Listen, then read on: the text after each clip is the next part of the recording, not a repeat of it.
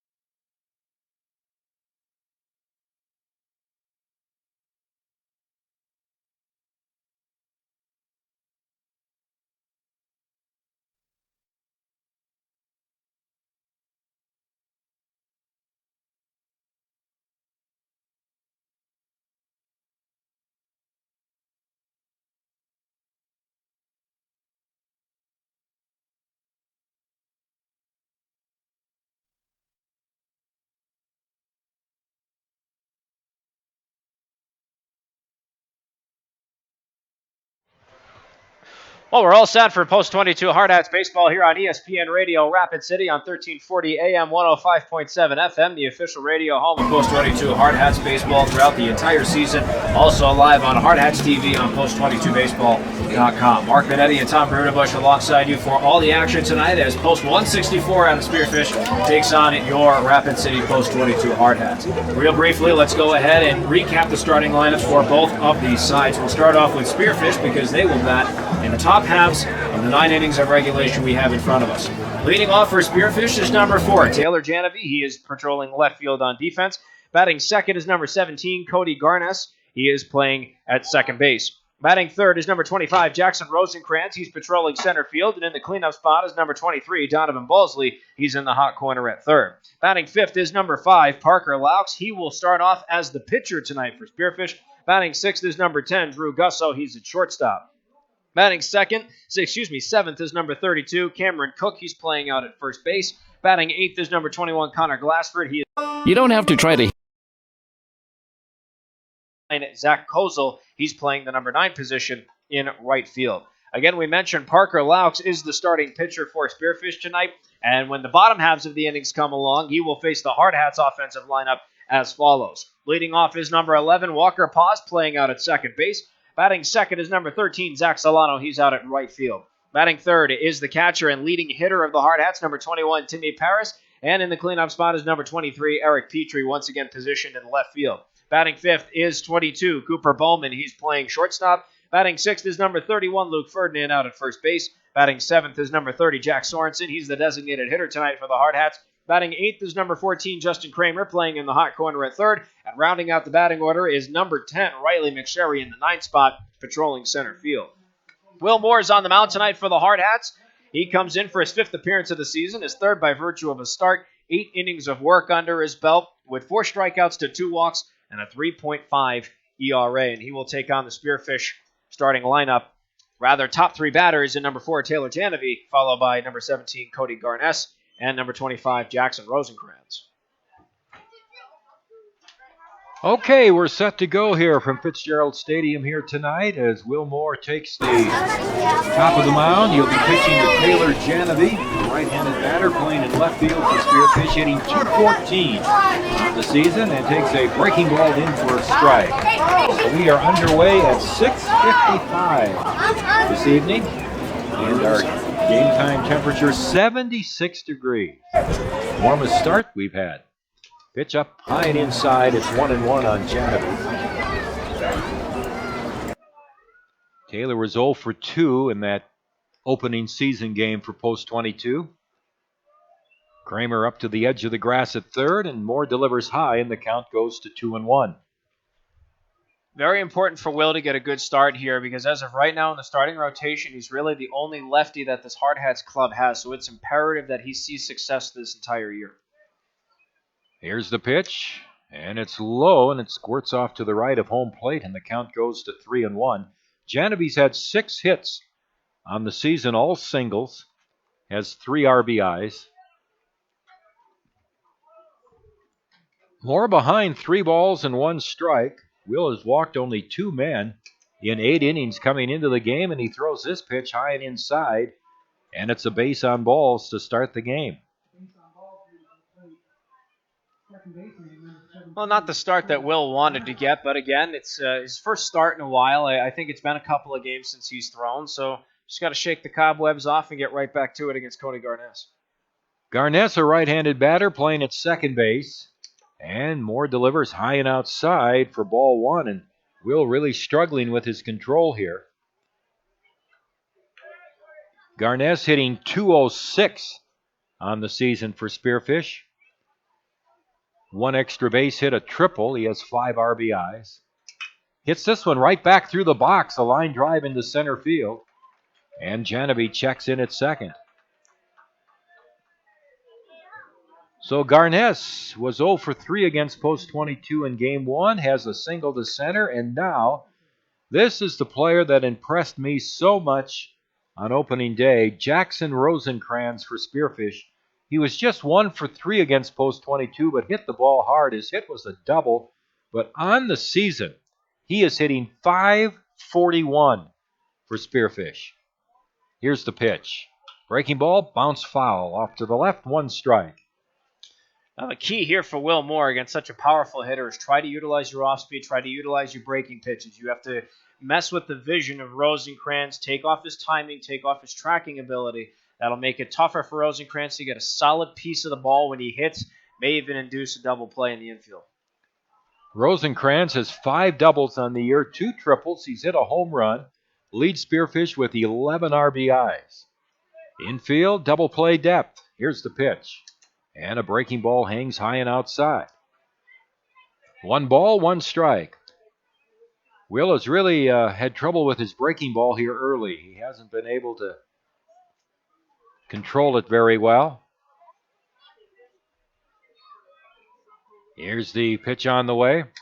And a fastball a bit high. 2 balls and a strike.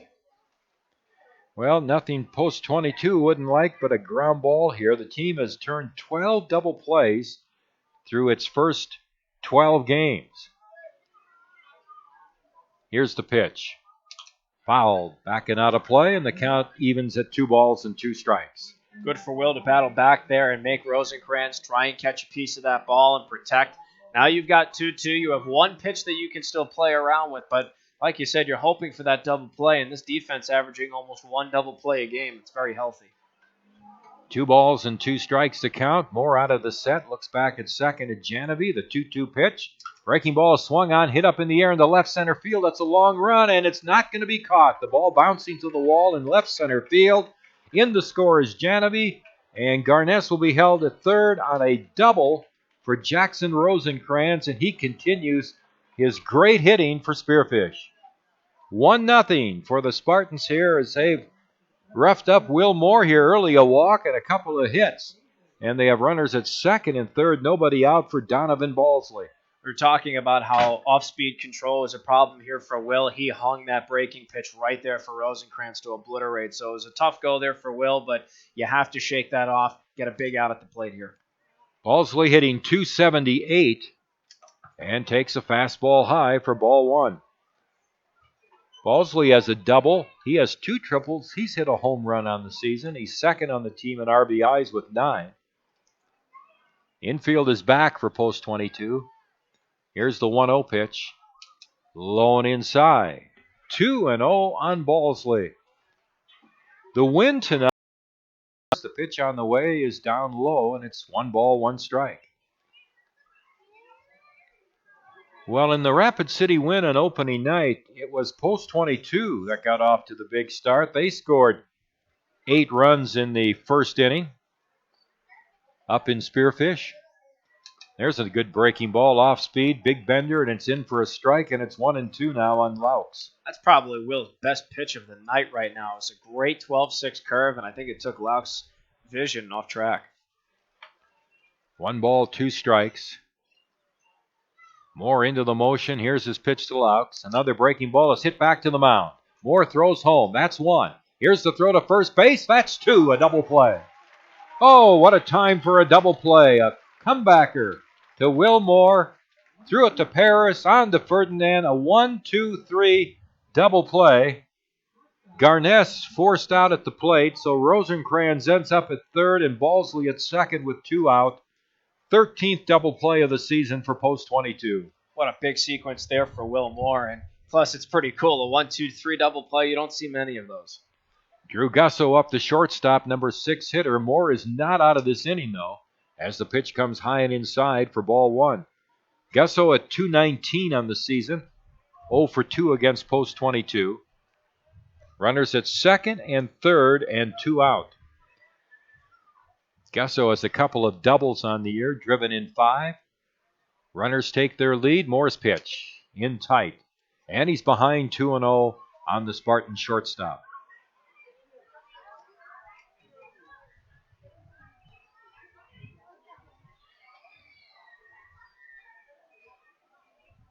Rosencrans at third and Balsley at second with 2 out. Here's the 2-0 pitch. Ground ball hit the third. Behind the bag, it's booted by Kramer. A run will score. That's Rosencrans heading to third, Balsley. And it's 2-0. Of all the times to take an error in the infield, that was not the one you needed. Will Moore's had a pretty rough start to this inning. An easy 5-3 ground out, you would think, and the ball just skips right off of Justin Kramer. Unfortunate to see, but you have to get it out of your mind and get right back to it. Well, that's only the 9th error of the season for Post 22, but it comes, as you said, at a very inopportune time. And here's Cameron Cook, the first baseman, hitting a foul back and out of play. And you'd think Will could have been out of the inning with 23 pitches under his belt. Now he has to see another batter. Now that pitch count's just going to escalate. You got to hope for his sake that this is the last batter that he faces, because if not, this could be a very long first inning for him. Cook is 6 for 14 on the season, 429. Pitch is in tight, evens the count at 1 ball and 1 strike.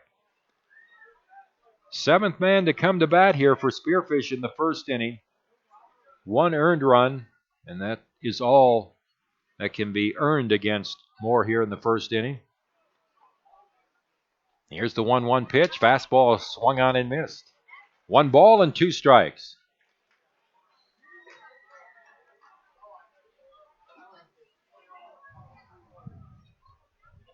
Runners at the corners and 2 out. Ferdinand holding with Gusso at first. Here's the pitch on the way. Swung on and missed for strike 3. So Cook is out, and Spearfish retired in the first inning, but they scored 2 runs on 2 hits. There was a Rapid City error and 2 men left on base. From the Anytime Auto Sales press box at the end of the first half inning of play, Post 22 trailing Spearfish 2-0 here on ESPN Radio, Rapid City. With more than 300 pediatric experts in 35 specialty areas, Sanford Children's offers the care that matters to your family. At the Castle of Care, we are committed to bringing in the latest and most advanced technology and services to care for your children. And having the largest team of specialists in the region means your child can receive expert, individualized care close to home. At Sanford Children's, we promise to put your family first. To learn more, visit childrens.sanfordhealth.org.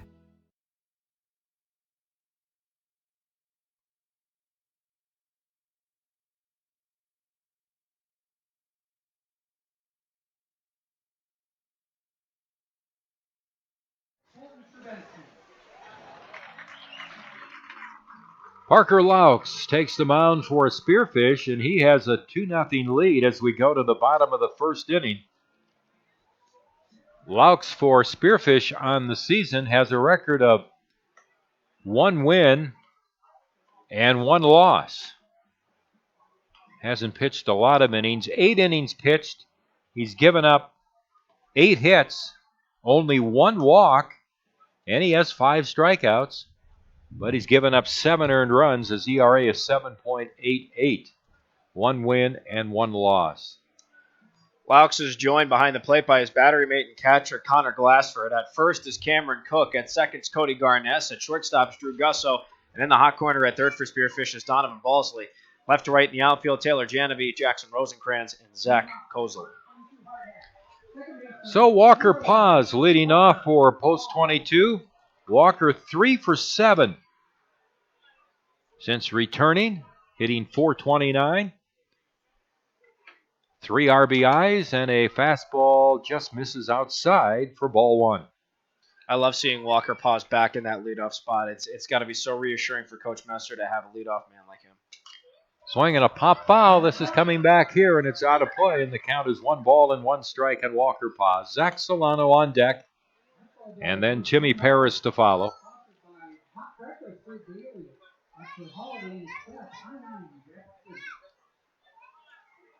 Here's the 1-1 pitch. Up and away for a ball, 2-1. Post 22 coming into the game, averaging exactly 10 runs per game. Their team batting average is .318. There's a hot ground ball, fair inside the bag and rolling down into foul territory. Paz around first. He's heading for second. He'll have a stand-up double. Oops, he goes in sliding. And it's a leadoff double for Paz.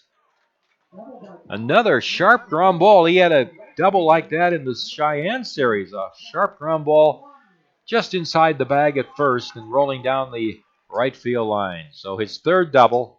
And here is Zach Solano. Walker is so great at playing that line when he's on offense. He is so good at pulling the ball so that it barely tight ropes, stays fair, and because it's so tight to the line, it'll always skip by the outfielder, and it's almost 9 times out of 10 a 2-bagger. Zach Solano up the right fielder and looks at a strike over the no, apparently the umpire was signaling it was a little bit high. Then he looked like he signaled a strike. We'll call it a strike. It sure looked like one, and it's 0-1. Zach hitting .326 on the season, and there is a strike, so it's now 1 ball and 1 strike. That first pitch was a ball. I have to agree with you. I was just as confused as you were. 1-1. Zach has a couple of doubles, couple of triples, 3 home runs on the year, 13 RBIs, and he rolls the ball gets away from the catcher, a swing and a miss. And over the third base goes Paz. No contact by Solano, so Zach has a count of 1 ball and 2 strikes, but Paz is at third base now with nobody out. Spearfish scored 2 runs in the top of the first. They lead here 2-0. Here's the set by Laux. The 1-2 pitch, swung on, popped up, and that's going to drift back into the seats. And the count runs along at 1 ball and 2 strikes. It's a great crowd here at the ballpark. Probably the biggest crowd we've had so far. Granted, it is a Little League night, so that will help, but just good to see this place packed. Zach Solano has a 7-game hitting streak going into the game here tonight. 1 ball and 2 strikes. Paz down the line at third. Here's the pitch. Swung on, line to left field. That is caught by the left fielder. A great catch by Janovy. A throw to third for a double play. Oh, Janovy caught that ball at the ankles in left field. It was a sharp line drive by Solano, and it turns out to be a 7-5 double play. That's a tough break for this Hardhats club, but like you said, what a great play by Janovy. You have to respect the work put into that play. That was sensational. That's usually a play that with the ball hit like that, you may get 10 or 15 feet off the bag and no more. Swing and a miss by Timmy Paris for strike 1, because you can always run home if the ball lands. But I think Walker got caught a little bit too far down the line there. Here's Timmy Paris taking a pitch low, and the count is 1 ball, 1 strike. Timmy hitting .372. 7 doubles, 2 home runs, 20, and a total of 20 RBIs. Jimmy hit up one of his home runs in that opening game up in Spearfish. So that changes the complexion of this inning. Post 22's been the team turning the double plays against their opponents. Pitch is high and outside. Now Spearfish comes up with a big double play. 2-1 on Paris, who's off to just a great start. Here's the pitch. Down low for a ball. And the count runs to 3-1. Eric Petrie is on deck.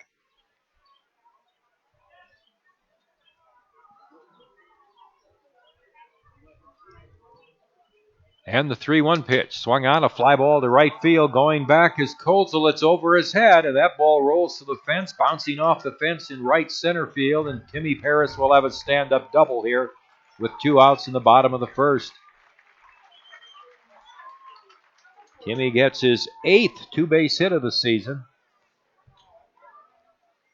And how big does that double play look now? Oh, you're absolutely right. It's a shame the double play happened, but good on Timmy to not only show off his strength, but his opposite field strength. No one was playing that gap, and he placed it perfectly. No doubter, that was 2 bags. Eric Petrie leading the team in hitting at .444. Lines this one to deep left. Genevieve back. It's over his head, and it is gone. Just cleared the left field fence. Boy, Petrie got down and drilled that ball on a line drive over the left field fence. And Eric with his 4th home run of the season to lead the team and tie the game at 2-2. That's a big hit for this Hardhats club. You could not have asked for a more clutch performance from Eric Petrie. You think all of a sudden with the double play, yeah, Timmy gets on second, but you're still 1 out away from ending the inning, going down 2-0, and in one swing, we're right back to a level playing field. 4th homer for Petrie, 14 RBIs. And the pitch to Cooper Bowman is a strike on the outside corner. Cooper 2nd on the team in hitting at .441. And he has a team-leading 9-game hitting streak going into the game tonight. A half swing and a curveball down and away, and he went too far. 0-2 on Cooper Bowman. Cooper also tied for the lead on the team with runs scored at 16 with Zach Solano. So when he gets on base, he makes sure that he comes across. Here's the pitch. And it's back to the screen. 1 ball and 2 strikes still. Petrie's 4th home run. This is the team's 13th game. Colin Hofer has the team record for home runs in a season with 20. There's a line drive through the hole to left. A base hit for Bowman. And Connor extends his hitting streak to 10 games with a solid single to left. That's 4 hits for Post 22, and they've all been hit sharply. Well, the next time I go to Native Grill and Wings, I'm going to have to tell Colin that I know that he's a Post 22 record holder. How about that? 1997, 20 home runs. That was a great season for Hofer and the team, but Colin was just outstanding. Luke Ferdinand up. Luke is hitting .261, knocked in 5 runs, 1 double, swing and a miss. Pitch away, and it's 1 strike. Well, we've had a lot of action in this first inning. 2 runs for Spearfish, 2 runs for Post 22, and you think that these balls have all been hit hard. The line drive double play by Solano was hit probably just as hard as some of the other hits this inning. Throw to first base, and diving back in is Bowman. Cooper with 10 steals on the season. Takes his lead again from first with Cook holding with him. Pretty good lead. Here's the set by Laux. There he goes. Pitches outside, the double pump, and the throw to second, not nearly in time. Glass for a double pump, trying to get the ball down to second base, and Bowman steals his 11th base of the year. And the count to Luke Ferdinand, 1 ball, 1 strike. Cooper may lead that category now, but wait until Zach and Walker and Justin Kramer get their wheels under him as the season goes on. 1-1 the count. And a pitch high and outside. Boy, this inning looked dead. 2 outs, nobody on. And boy, Post 22 has really hit the ball here off Laux. But Laux is a pitcher that will challenge the hitters. He doesn't walk a lot of people. Like we said, 1 walk in 8 innings coming into the game, which I like. If you're going to get beat with your stuff. There's a pop foul backing out of play. Count to Luke Ferdinand now, 2 balls and 1 strike. Going back to what you said earlier about how the flow of this inning went, it's so funny that in baseball, one swing makes such a difference, and you stared right at it with Eric Petrie. 2 balls and 2 strikes on Ferdinand. Bowman leads from second. The pitch on the way, swung on and ripped, and it's through the hole into right field. Kozel charging the ball, overruns it. Here comes Bowman to score. Ferdinand will take second. Most likely a single and an error on the right fielder, Kozel. RBI for Luke is his 6th of the season. And Post 22 takes a 3-2 lead now. The 5th hit of this first inning. And here's Jack Sorensen, the designated hitter. Jack with 1 hit in 10 at-bats. But he has 5 RBIs on the season. And takes a pitch low and inside. Jack hasn't really seen the batter's box too much. Only 5 games out of what's now 13 for the Hardhats. So not too much work at the plate. But get a couple swings in tonight. See what you can do. 1 ball, no strikes. Here's the pitch. Swung on, line to right center for a base hit. Ferdinand will score as Kozel fields this one cleanly and gets the ball back into the infield. So Sorensen with an RBI single. 4-2 now, Post 22 leading. And here's Justin Kramer. Great hit by Jack. That was well placed. Obviously, the Hardhats see something on that right field side because you have all these right-handed hitters pushing opposite field. Timmy Paris with the double, and then moments ago, Jack Sorensen, Luke Ferdinand pulling to right as the lefty. It's good to see that they're attacking that spot. Justin Kramer at the plate, hitting .364 and takes a breaking ball over for a strike. Kramer only has 11 at-bats on the season, 4 hits, a double, and 2 RBIs.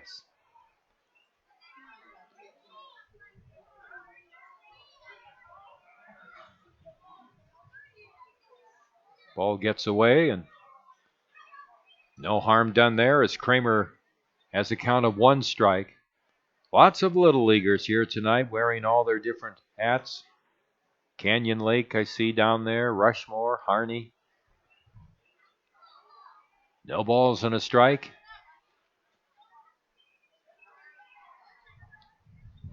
Timberline. Here's the pitch. Pop foul off to the right, and it's going to be out of play. How's this for a stat early on, Tom? The Hardhats go 2 outs on their first 2 batters. Walker Pauls the leadoff double, moves to third, then the F7-5 double play. Since then, 5 consecutive hits for this Hardhats club. It's brought in 4 runs, all with 2 outs. Boy, I wonder what Laux' pitching count is. Do you have that? He's at 28 right now, compared to Will's 27. So a lot of pitches by both pitchers here in the first inning. Kramer has a count of 2 strikes with 2 outs. Sorensen at first, 4 runs in for Post 22 here in the first inning. They lead 4-2. And a breaking ball missed, and it's 1-2.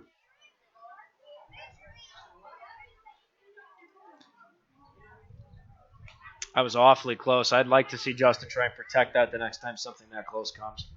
Throw to first base. Sorensen is back. Riley McSherry is on deck for Post 22. Kramer with a count of 1-2. Rosencrans in center field is now moving a bit over towards left center on Kramer. Here's the pitch on the way. He struck him out. A pitch down and away. So Laux gets a strikeout, and that retires Post 22 in the first inning. But the Hardhats score 4 runs in the first inning on 6 hits. There was 1 error for Spearfish, and Post 22 leaves a man on base. End of 1. Post 22, 4, Spearfish 2 from the Anytime Auto Sales Press Box with Mark Benetti, Tom Rudebush, and we'll return in just a moment. Why do so many business people trust us? Well, we're pretty nice folks, of course, and we really know our stuff. Black Hills Insurance, a tradition of service since 1949.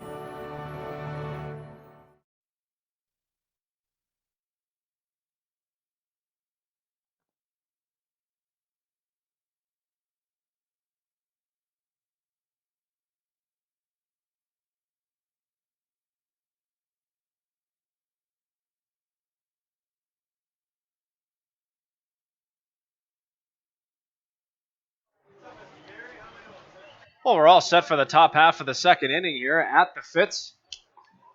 Hardhats with a 4-2 lead over Spearfish. Numbers across the board real quick before Tom gets back. For Spearfish, it's 2 runs on 2 hits with an error. And for the Hardhats, it's 4 runs on 6 hits with 1 blemish on defense. The Spearfish error coming out in right field, the Hardhats error coming out at third base.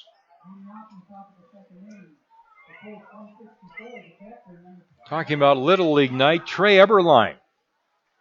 You know what team he played for in Little League? He played in the Rushmore. He played for the Elks.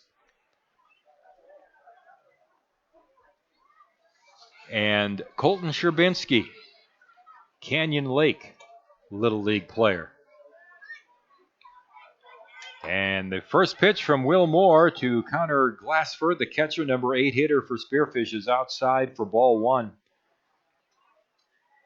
I got a kick out of what Colton's best memory was in Little League. There's a bouncing ball hit towards the hole. There goes Bowman, and he can't get to it. It trickles on into left field. The ball just kind of went under his glove as he tried to backhand it. And Glassford, who was hitting 200 coming into the game, and that's hit number 3 for Spearfish. And they have the leadoff man on, and Zach Kozel up the right fielder. Colton Sherbinski's highlight in Little League was hitting a home run off his current hard hat teammate, Kyle McGuire, in Little League. Pitch is low inside to Kozel. Talk about shots fired, right? I wonder if they room together on the road trips.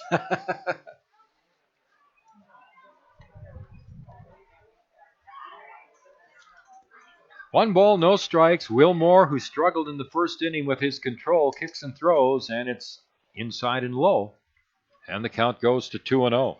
I wonder how much those guys still hang on to those memories and they throw some flack back and forth. That's got to make it a little more fun in the clubhouse. I would think those are memories you keep forever. Here's the 2-0 pitch. Too high, and it's 3 balls and no strikes. Will Moore has been so efficient in his first few starts, but he has really struggled here tonight. Leadoff man is on, and he's behind here 3-0, and he'll throw to first base. Wasn't Will's good move. Sometimes it's good to just get that check down, whether you're doing it on purpose or whether it's just a toss to first. Just get your arm moving in a different angle. Maybe it helps when going towards the plate again. And the throw going to first again.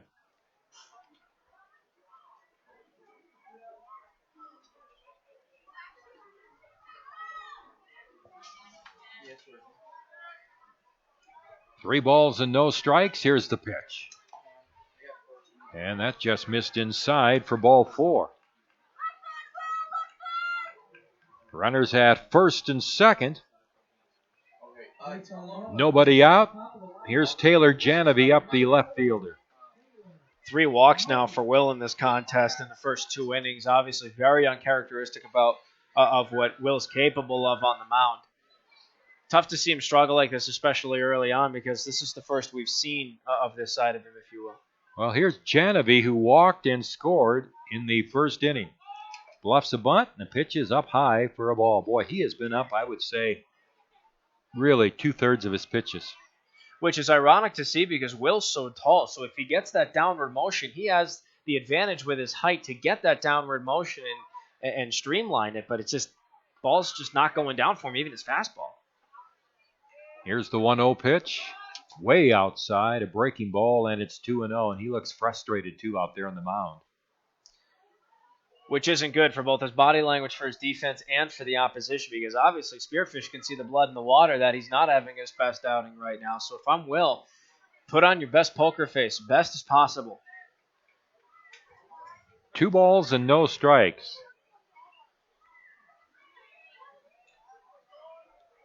Here's the pitch. That's a fastball just missed.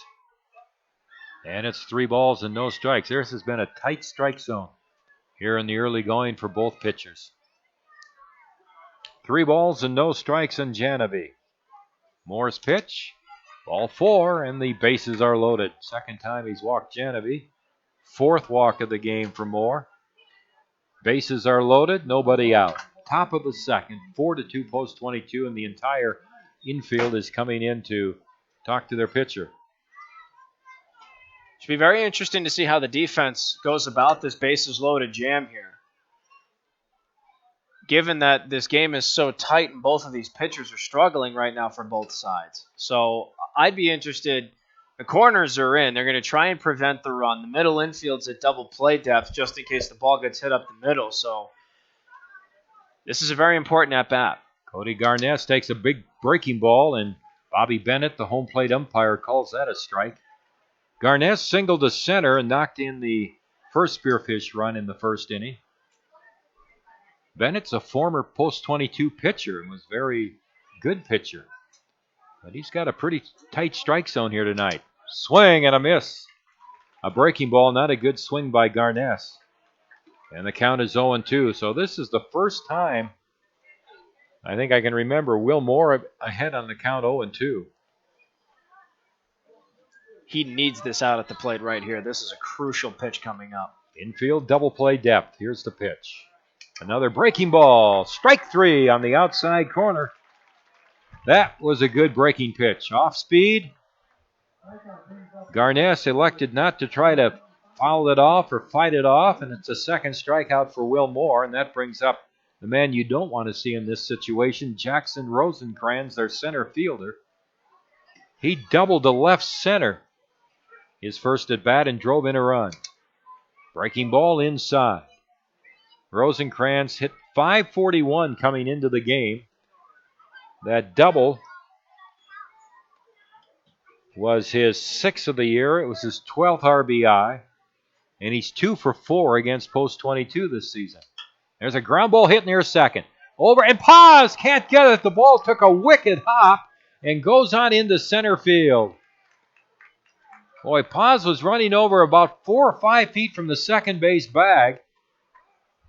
Glassford scores and Kozel scores. Janovy goes to second, and they've charged an error on Walker Paz. Boy, that was a wicked hop. I don't know. You've heard of the bad hop single?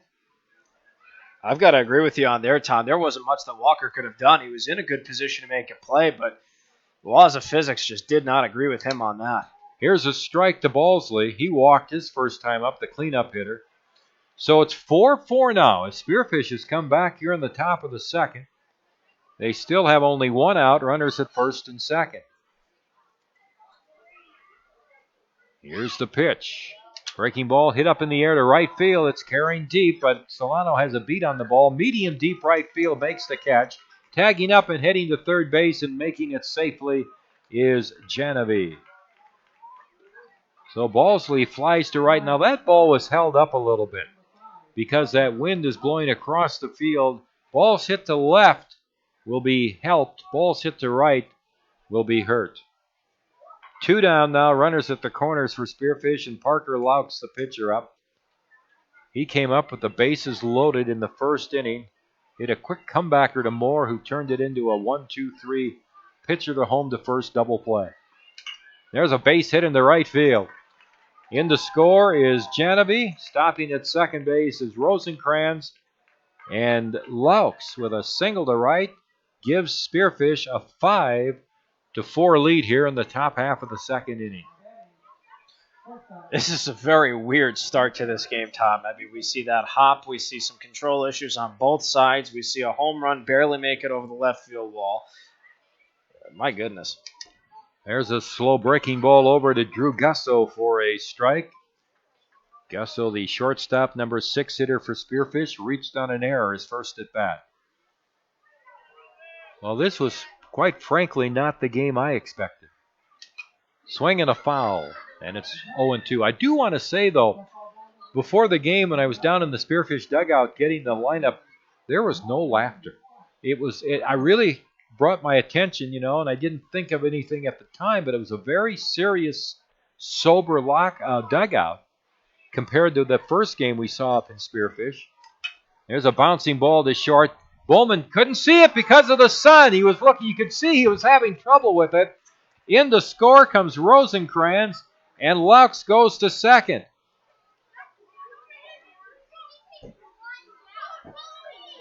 Cooper just holding his hands out. He lost that ball in the sun. It is a tough infield right now with that sun, but they're going to give an error on Bowman, and I think that's his first error of the season. And what a tough error that was. It's like pauses. How can you field the ball if you can't see it? Here's Cameron Cook, the first baseman, taking a pitch outside for a ball. So they have batted around here in the second inning. Cook struck out swinging in the first. 6-4 Spearfish.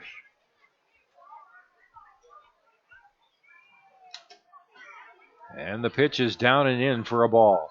I do, on that play, have to agree with the call of the error because the only way that, as a middle infielder, you can adjust to the sun is get your body in front of that. Cooper tried to rely on the glove. If you can't see it, block the ball, make the play. And a strike just on the outside corner, and it's 2 balls and 1 strike. And if I'm the middle infield, that's my adjustment. Stay square to the ball. As if you're a goaltender in hockey. Square to the shooter, you have to stay square to the ball. Cooper is holding his glove up as the pitch is delivered up over his eyes. There's a foul back to the screen. 2-2 now on Cook.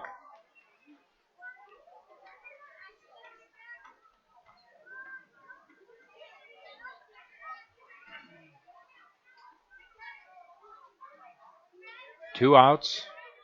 Runners at first and second. Here's the pitch. Swing and a miss. Struck him out to retire the side. So Cook has struck out twice to end the first, and now he ends the second. But Spearfish comes up with 4 runs in the inning. They had 3 hits. Well, let me double check that. How many did you have, Mark? 2. 2 hits. They charged an error. That's right, on Bowman. So 4 runs on 2 hits, 2 errors, and 2 men left on base. Spearfish 6, the Hardhats 4. We head to the bottom of the second inning. You're listening to Post 22 Baseball on ESPN Radio, Rapid City.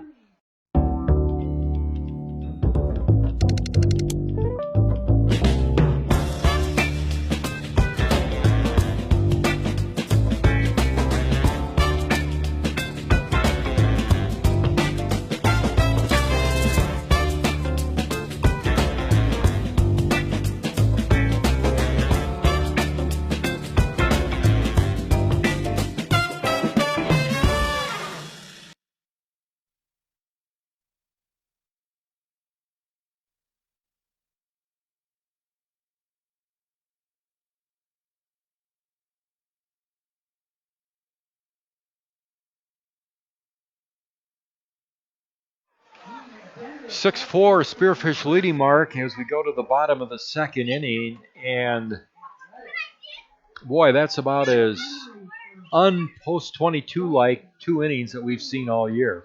Yeah, no kidding. This has been very interesting. Granted, yes, the offense came alive in the first inning with 5 consecutive hits with 2 outs, but boy, this is quite the back and forth on both sides. We've seen a lot of very interesting baseball in an inning and a half. Here we go, and a foul. Backing out of play by Riley McSherry, leading off here in the bottom of the second against Parker Laux. Riley hitting 273. 1 double, 5 RBIs, right-handed batter. Laux delivers low and outside. 1 ball and 1 strike. Well, the way that this game has started off, and granted it won't be like this for all 9 innings we have in front of us, but this may be a shootout. So if I'm the Hardhats, you have to strike when you're at the plate. Laux gave up 6 hits in the first inning, but no walks. There's a foul down the right field line. And the count is now 1 ball and 2 strikes on McSherry. It was a good cut by McSherry, and it goes back to what I was saying earlier. These Hardhats, especially these right-handed batters, are starting to push opposite field because they recognize something in the defense. McSherry throwing his hands out, extending to go opposite field there on the hit. Here's the 1-2 pitch. Up over his head for a ball. It's 2-2. Post 22 had a team ERA of 3.81 coming into this game. which is high from post 22 standards. Pitch is a fastball high, and it's a full count, 3-2.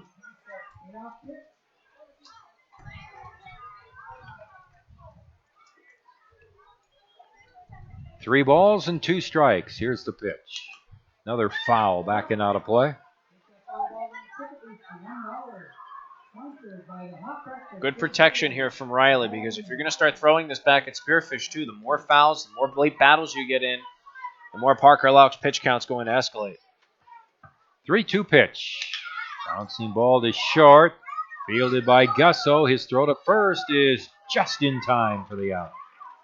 McSherry hustling down the line, but Gusso able to throw him out short to first, and that'll bring up the leadoff man, Walker Paz. Best part about Riley is no matter where the ball's hit, he's always going to make the infield defense work for that out at first, because he is such a speedster. It's always a close play at first, so good on him to pull out the Joe Madden ideology of respect 90, go full blast the 90 feet, try and make a tough play. Walker, it's a ground ball again, knocked down by the first baseman Cook. He can't come up with it. And Paz, who pulled the ball sharply again down the first base line. It'll be an error on the Spearfish first baseman. Now, Spearfish obviously adjusted to Walker Paz, because his first at-bat, he ripped it and tight-roped it down that line, turned it into a two-bagger. Good on Cook to knock the ball down, limit him to a base, but that should have been an easy 3 unassisted, so the Hardhats got away with one there. Here's Zach Solano, who lined into a double play, left fielder to third base. Janovi to Balsley in the first inning.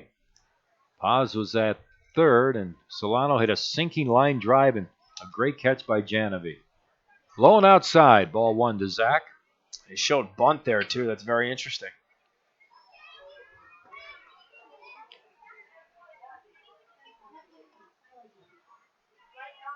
Mitch Messer coaching at third. Jason Hurst over at first for post 22. Here's the set by Laux and his 1-0 pitch. A line drive into left center field for a base hit. Paz is around second, heading for third as Zach Solano goes into second, and Paz is going to score all the way from first on the double by Solano. Sel Walker lived on the error and scores on Solano's double to left center. Zach recording his 14th RBI of the season, and he extends his hitting streak now to 8 games in a row. Smart move by Zach. He showed bunt. Obviously, took the infield defense off of its rocker a little bit. Before you know it, next pitch right over the plate, drills it into a wide open gap. I could fit a Mack truck between left and center right now. And Walker, with his speed, no doubt he was scoring from first. 6-5 now. Spearfish leads here in the bottom of the second. Timmy Paris rips one down the left field line, a fair ball. Rolling down into the left field corner. That'll score Solano easily to tie the game. And Paris has his second two-base hit. He doubled to right center in the first inning, rips a run-scoring double, a line drive down the left field line. Timmy's 9th double of the year. He now has 21 RBIs, and we're tied 6-6 here in the bottom of the second. And Matt Kemp, the coach of Spearfish, is taking a slow walk out to the mound. Well, we've seen some interesting baseball. We've already made that point clear over the last inning and a half plus. All of a sudden, you get one out on a 6-3. Riley McSherry makes a tough play. Before you know it, Walker Paz reaches on the air, and the back-to-back doubles knock both Paz and then Zach Solano in. So good on the Hardhats to get back to the sticks and make the offense work here. It's like I said earlier, this is a very uncharacteristic game right now, which means that the Hardhats have to stick to what has been working all season long, and that is their offense. If you can get those bats hot, if you can get those swings rolling, good things are going to happen. And now that we're getting into the meat of the order, with Timmy Paris obviously leading off that portion now, Eric Petrie's up. Cooper Bowman had a great single and a run scored and a stolen base. He's on deck. Luke Ferdinand had an RBI single. He's in the hole. So now we're starting to get to the part of the lineup where the Hardhats have proven they can hit and proven they can contribute. They need to keep this momentum up because this could be a long night for both sides. Eric Petrie had a line drive, 2-run home run in the first inning, his 4th of the year. Paris at second, 1 out. Laux delivers. Down in the dirt, bouncing away from the catcher Glassford, but he recovers it quickly. And Paris hangs on at first base. There he came in, as we said, with a team-leading 444 average, 3 points ahead of Cooper Bowman, and both of them had hits. Petrie a home run, Bowman a single in the first inning. Here's the pitch on the way, and that's in for a strike. Off speed over the inside corner. 1 ball and 1 strike on Petrie. Eric thought about taking that, and I think if he did, he would have pulled it down the third base line, but still a lot of good patience from Eric. He's waiting for his pitch to crush. Here's the 1-1 pitch. Swung on, a high fly ball to right field. Kozel camped under it out there, and the right fielder makes the catch for out number 2. Paris hangs on at second. Petrie out, a routine fly ball to right field, so that'll bring up Cooper Bowman, the shortstop. Cooper singled to left his first at bat, scored a run, extended his hitting streak to 10 games in a row. And he has now hit in 12 of Post 22's 13 games so far.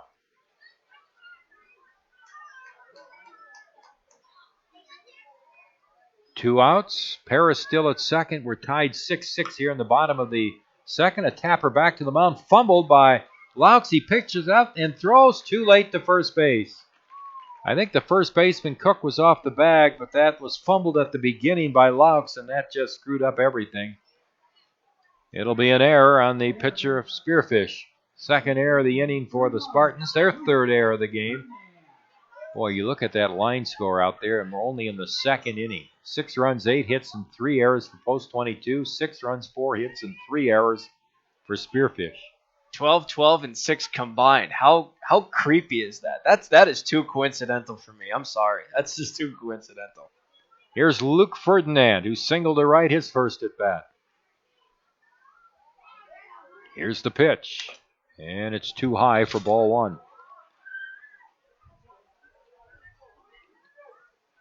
Six to 6. Bottom of the second. Paris at third, Bowman at first. 2 out. 1 ball pitched to Ferdinand. That's in for a strike. A fastball, and it's 1-1.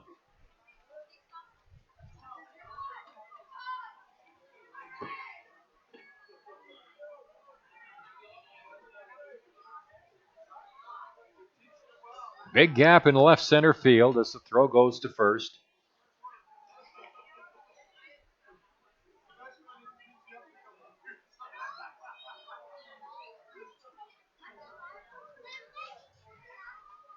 Here's the pitch. Runner at first goes. The pitch is low and inside. They're going to make the throw to second, but it's cut off in front of the bag by the shortstop, Gusso. So second and third now, as Bowman is at second, Paris is at first, and Ferdinand with a count of 2-1. Here's the pitch. Low for a ball. It's 3-1. Well, like I said, you got to credit Laux. He's throwing strikes. He's getting battered around a little bit, but he's not walking anybody. He hasn't walked anyone so far, but he's behind Ferdinand 3-1. The pitch. And there's his first walk. Ball 4 high. And it brings up Jack Sorensen. Bases loaded scenario here, too, and Jack, with runners in scoring position, has been fantastic in the batter's box. Sorensen singled to right, drove in a run in the first inning. Jack was only 1 for 10 coming into the game, but now 2 for 11. But he has 6 RBIs. And the pitch low, ball 1, low and outside. Sorensen hitting 7th in the order. He's the 8th man to bat here in the bottom of the second.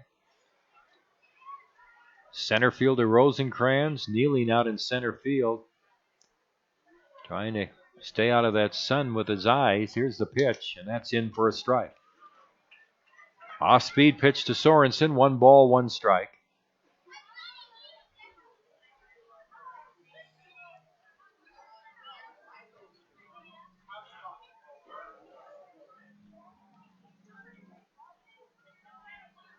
Here's the set by Laux. Runners at every base, and there's a long drive down towards the left field corner, and it is a grand slam. Jack Sorensen just inside the foul pole down in the left field corner. A grand slam home run to put Post 22 ahead now 10-6. Wow is all I can say to that. That ball barely cleared the foul pole over the left field wall. It was a well-hit ball by Jack. Credit him for the power, but wow, that's all I can say to that. This has been one weird start to this game. This is nuts. 6 runs here in the second for Post 22 after scoring 4 runs in the first inning, but their lead is only 10-6. And here's Justin Kramer, and he takes the ball low and outside. Justin struck out in the first inning to end the first, and he's the 9th man to hit here in the second inning. And he looks at a strike. Little League night. Justin Kramer played in Harney, played for the Athletics in Harney Little League. Here's the 1-1 pitch. Strike at the knees. It's 1-2. His big memory was hitting for the cycle in a game while Zach Solano hit 4 home runs. Well, Zach's hit 4 home runs before in a game. What's so big about that? There's a ball low to Kramer, and it's 2-2. Oh, that is a fair point. That was last year in Gillette. I was on the call for that one. That was a very interesting game to watch. 2-2 on Kramer. Here's the pitch. Swung on, a ground ball off the end of the bat out in front of second, fielded by Gusso, and he throws to first for the out. Boy, Justin kind of hit that off the end of the bat. A lot of spin on it, but it retires the side. Post 22 coming up with 6 runs in the inning on 3 hits. We had 2 errors on Spearfish and nobody left on base. So we go to the top half of the third inning. The Hardhats 10, Spearfish 6. From the Anytime Auto Sales press box, you're listening to Post 22 Baseball on ESPN Radio, Rapid City.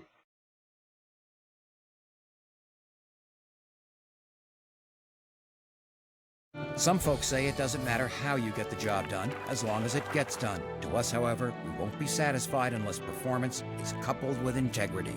Black Hills Insurance, a tradition of service since 1949.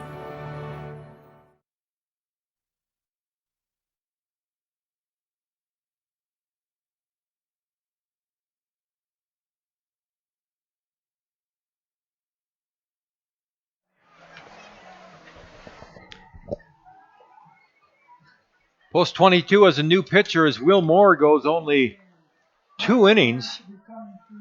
And Will really struggled tonight. And he's replaced by,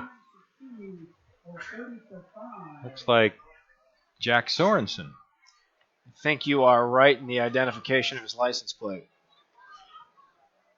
Jack was the designated hitter.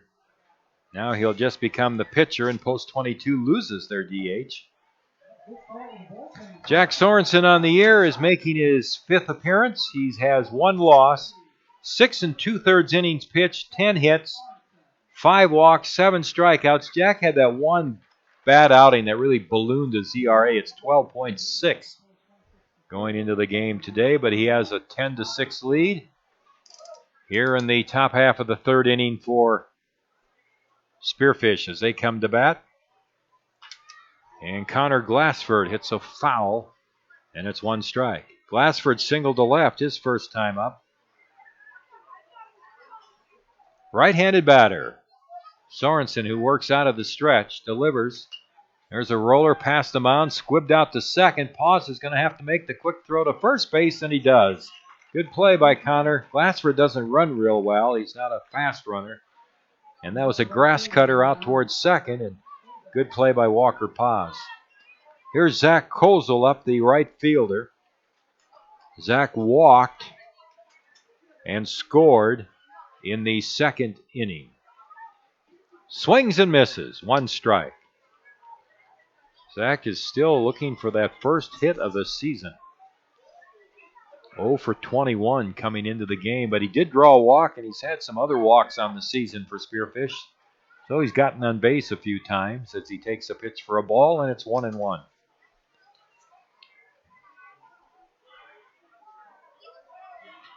8 walks for Kozel, which leads the team. Pitches a ball low and outside, 2-1. So despite having a hit, he's had 9 walks now on the season. And he has scored 6 runs. Sorensen with a 2-1 count. Here's the pitch. And a ball inside makes it 3-1.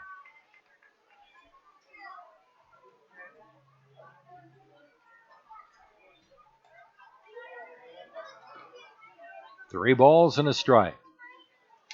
That's a fastball through for a strike, and it's a full count. Top of the third inning here at Fitzgerald Stadium in Little League night. Post 22 is out in front of Spearfish 10-6 as the Spartans bat here in the top of the third. Fastball is high, and it's ball 4, and there's another walk for Kozel. So he finds a way to get on again with 1 out here. Combined with Will Moore, this is the 5th walk that the Hardhats have issued. And speaking of Will Moore, his outing ended after 2 innings pitched where he allowed 4 hits, 6 runs, 5 of which were earned, 3 strikeouts to 4 walks, but he did it on 53 pitches in just his 2 innings. Taylor Janaby up. He's walked twice and takes a pitch outside for ball 1. Each time he has walked, he has scored. Spearfish playing their 15th game of the season here tonight. They've won 7 and lost 7. Here's the 1-0 pitch. Big breaking ball at the letters for a strike. 1-1 now on Janaby. Good power curve there by Jack. I don't think we've seen much of that most of this season from Jack on the mound. That was a great throw. Outfield straightaway, relatively shallow. And another breaking ball. That's in for a strike, and it's 1-2 now on Janaby. McSherry playing a shallow center field for post 22. Solano shallow and right. 1 ball and 2 strikes. Here's the pitch. Breaking ball. He just got a piece of it and rolls it foul off to the left of home plate.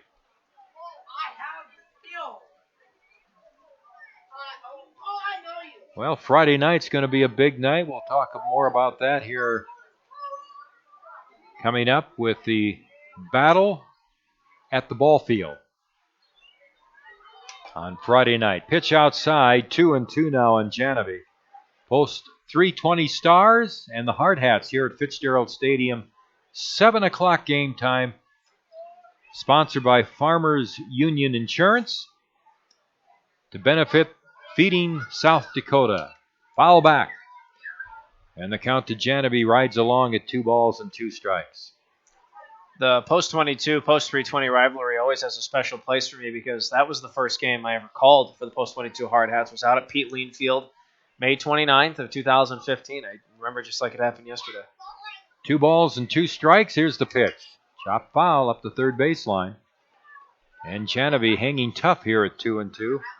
Well, in the history of the series, and I'll have to dig it out there, I think they've played, 33 times, something like that. Stars have won once. And they've come close. Very close a couple times.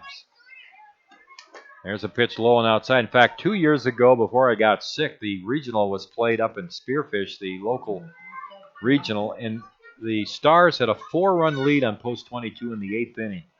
And post 22 came back to win. So the Stars have had some opportunities to win some other games. There's a pitch outside, and Sorensen walks Janaby, his 3rd walk.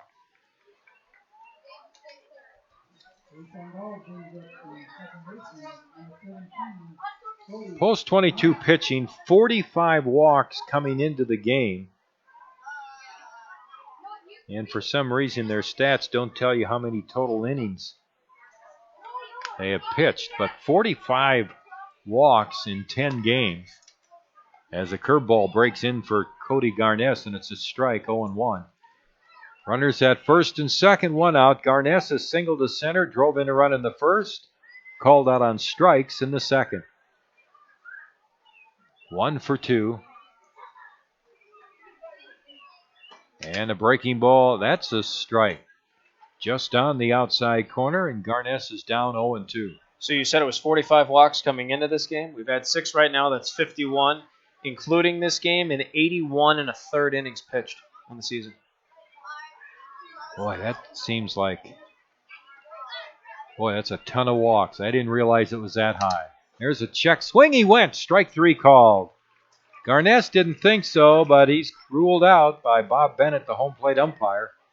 First strikeout for Sorensen. 2 out now for Spearfish here in the top of the 3rd inning. And here is Jackson Rosencrantz, the center fielder who doubled the left center, drove in a run in the 1st, reached on an error, scored a run in the 2nd.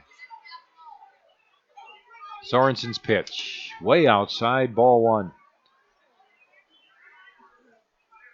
Boy, this guy's just a good-looking athlete. Number 3 hitter for Spearfish, plays center field.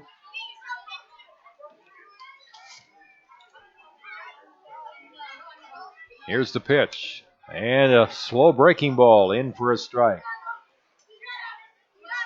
Rosencrantz has even pitched in a couple of games for Spearfish this year, 6 innings. Earned run average of 3. Here's the set by Sorensen, the 1-1 pitch. Swung on, line to first, and caught by by Ferdinand. Luke Ferdinand snaring that line drive right at Luke to retire the side.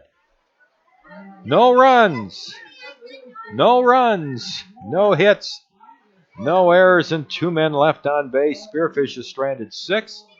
And we head to the bottom half of the 3rd inning now. Post 22 has a 10-6 lead over the Spartans. You're listening to Post 22 Baseball from the Anytime Auto Sales Press Box on ESPN Radio, Rapid City.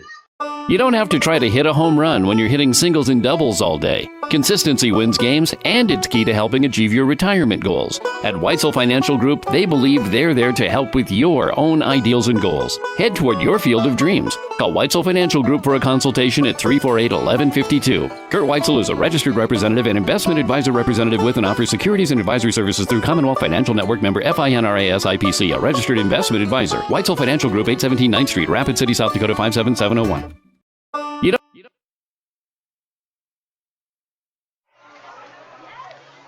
Well, at the end of 2.5 innings of play, it's 10-6 post 22.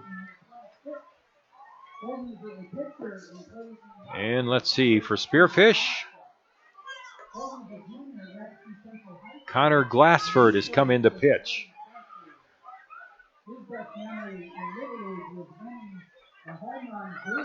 And I think Parker Laux, it's just a direct switch. Glassford goes from catcher to pitcher, and Laux goes from pitcher to catcher. That's a very interesting swap.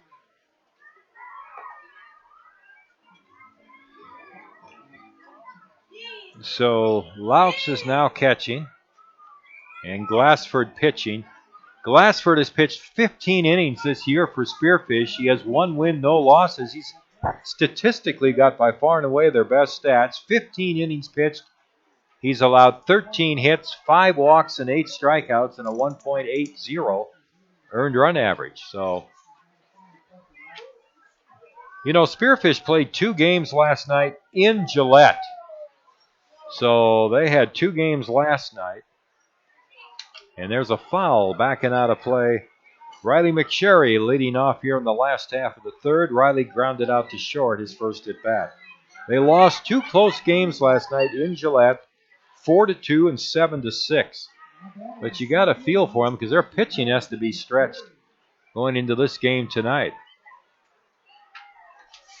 0-1 pitch. Bouncing to the plate. 1-1 on McSherry. Quick stat line here on Parker Laux, the starter. 2 innings in the start, 9 hits, 10 runs allowed, 8 of which were earned, 1 walk to 1 strikeout, and they did it all on 58 pitches. Here's the 1-1 to McSherry, wrapped towards short, fielded by Gusso. Here's his throw to first base for the out. Nice play by the shortstop of Spearfish. 1 away.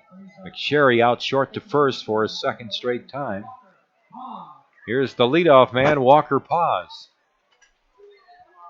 Paz doubled to right in the 1st inning and reached on an error in the 3rd inning.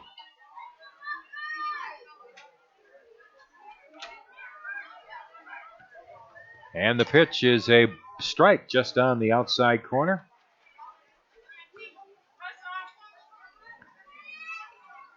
Walker a double, reached on an error, scored a run. Left-handed batter takes that pitch low for a ball, and it's 1-1.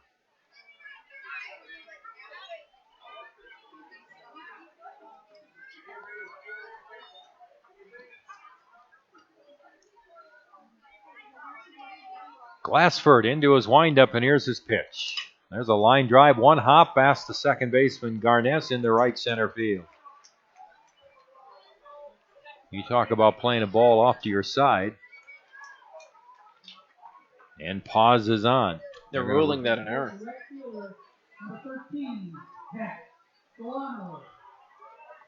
So they ruled it an error, the fourth error of the game for Spearfish. Jokingly, I'm going to say I think we should prevent some of these little leaguers from watching this game. They've seen 7 errors, 13 hits, 16 runs. Here's a pitch high, runner going to second. Good throw, and out at second base is Paz. What a throw by Laux. He zeroed that ball right in on the second base bag, knee high, for the putout. Well, good of Walker to try and turn on the afterburners, but like you said, an even better throw from Laux. Even with the great jump Paz had, he was done. There's a high fly ball by Zach Solano, and it's going to be caught out there by Rosencrantz in center field, and post 22 is down quickly in the third. No runs, no hits in air, and nobody left on base. At the end of 3, post 22 leads Spearfish 10-6. Mark comes on for the 4th inning here on ESPN Radio, Rapid City. Great faces, great places. Wet paint? Yep. And around here, when great places need a little love, great faces band together. Each year, First Interstate Bank employees help local organizations put a fresh coat of paint on homes of those in need. A small gesture, perhaps, but one that puts smiles on faces and strengthens bonds in the places we serve. First Interstate Bank. It's you and I together.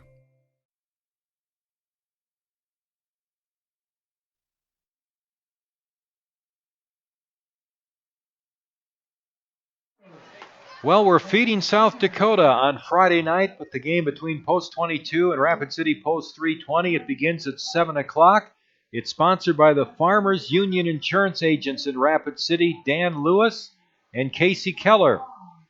And we ask you to bring a can of food, maybe 2 or 3 cans of food to help benefit Feeding South Dakota and the food bank. Post 22 and Post 320, a great game. On Friday night, 7 o'clock, we'll have the broadcast here on Hardhats-TV and ESPN Radio. And as we go to the top of the 4th inning with Post 22 leading Spearfish 10-6, here is Mark Benetti. Jack Sorensen back on the mound for the Hardhats in his second inning of relief. 10-6, like Tom said, is the Hardhats lead that he has to protect with his infield defense. First pitch from Sorensen rides inside on Donovan Balsley. He is the cleanup hitter and third baseman for Spearfish. Starts off with a 1-0 count. Balsley 0 for 1 with a walk, stranded at third, flew out to right field.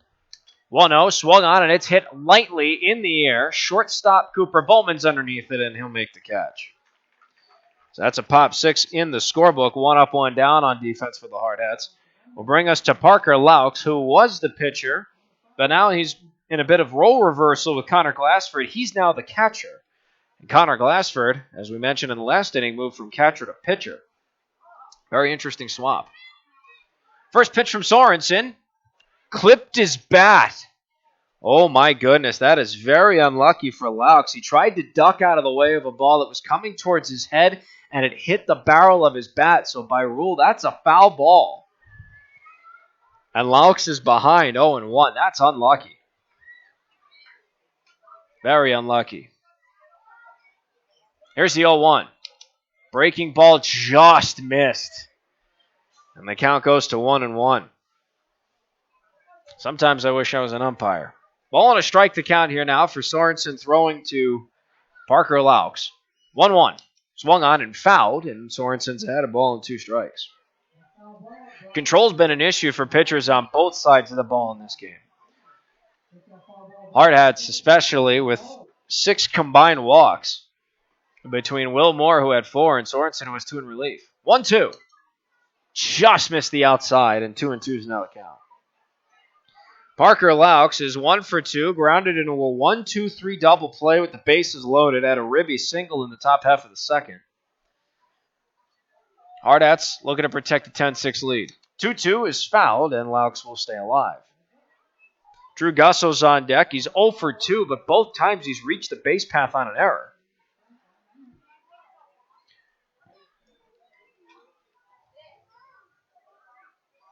Two balls, two strikes to count from Sorensen to Laux. From the stretch he deals. Breaking ball just fouled off. And the count will hold at 2-2. That was a well-placed pitch by Sorensen. Laux just caught a piece of it. So good on Laux to make this one a battle. This is an 8, soon-to-be 9 pitch at bat for the now catcher Spearfish. 2-2. Swung on and fouled again. And we will await our 10th pitch. 2 balls, 2 strikes now the count. Stats across the board real quick heading into the top of the 4th. For Spearfish, it's 6 runs on 4 hits with 4 errors in the field. And for the Hardhats, it's 10 runs on 9 hits with 3 errors in the field. It's been one weird night of baseball, I'll tell you that. 2 balls, 2 strikes to count. Sorensen from the stretch deals. Breaking ball is swung on and hit in the air to left. It's going to drop in front of Eric Petrie for a base hit. So Parker Laux, on the 10th pitch of his at-bat, gets a single with 1 out. He stands triumphantly on first, and that is now going to bring us to Drew Gusso, the shortstop. So the double play ball in effect to end the inning for the Hardhats. Gusso has reached twice on an error, an E5 at third and E6 at short to Kramer and Bowman, respectively. First pitch to Gusso. Fastball just missed inside, 1-0. Should the double play not end the inning, Cameron Cook's on deck. He's 0 for 2 with 2 strikeouts. Both of those strikeouts from Will Moore, his first and third in his start. Check down to first, not there in time, so Laux stays tethered to the bag. Should the double play end the inning, the Hardhats will go to 3, 4, and 5. Paris, Petrie, and Bowman do up. 1-0. Swung on and hit foul, but that's going to go out of play first base side. And the count will even up now to a ball and a strike. Little League night here at the ballpark. We have bios of all the Hardhats players and their Little League memories. We'll share more of those as our broadcast goes along. Ball and a strike now the count. Sorensen deals. Off-speed pitch, high and inside, 2 balls and a strike.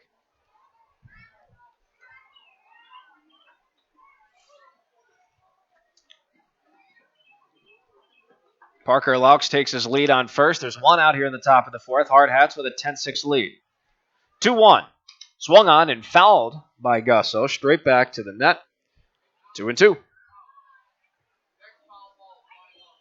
So I have 2 of those bios here in between at-bats. Whenever we feel appropriate, we'll let you know who's who amongst your Hardhats and their Little League memories. 2 balls, 2 strikes to count. Sorensen will look to first.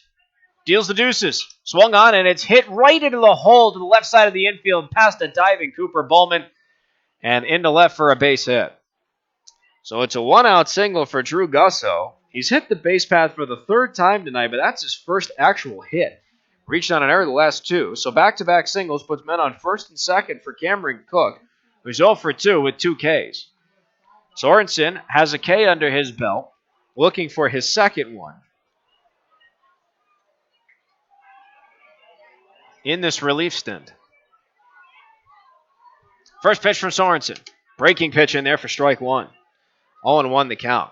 Loving Jack's breaking pitches right now. He is locating them perfectly. He's locating them better than his fastball, to be honest. But his breaking pitches are superb. He's got a great curveball and even better power slider pitch. 0-1. Swung on, and it's fouled off the end of his bat. And goes third base side out of play. He's behind 0-2, Cameron Cook. Men on first and second, 1 out here in the top of the 4th, and the Hardhats with a 10-6 lead. But Sorensen's placing these pitches so well, and these off-speed pitchers are drawing so many foul balls as well. These hitters extending their bats too long, and the pitch is going off the end of the bat. 0-2 from Sorensen. Misses low and away, and it skips by Timmy Paris, and everybody's going to advance a base. Ball took an awkward trajectory after it hit the dirt. Skipped away from the veteran Hardhats backstopper, so now a ball and 2 strikes to count here to Cook. And now Cook has 2 men in scoring position to work with.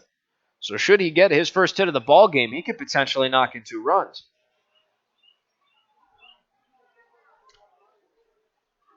Ball and 2 strikes to count. Sorensen, check at second and third. 1-2. Swung on and missed. Strike 3. That is the 3rd strikeout for Cameron Cook in this ball game, and the 2nd for Sorensen in relief. So men on second and third with 2 down, and now the pitcher Connor Glassford comes up.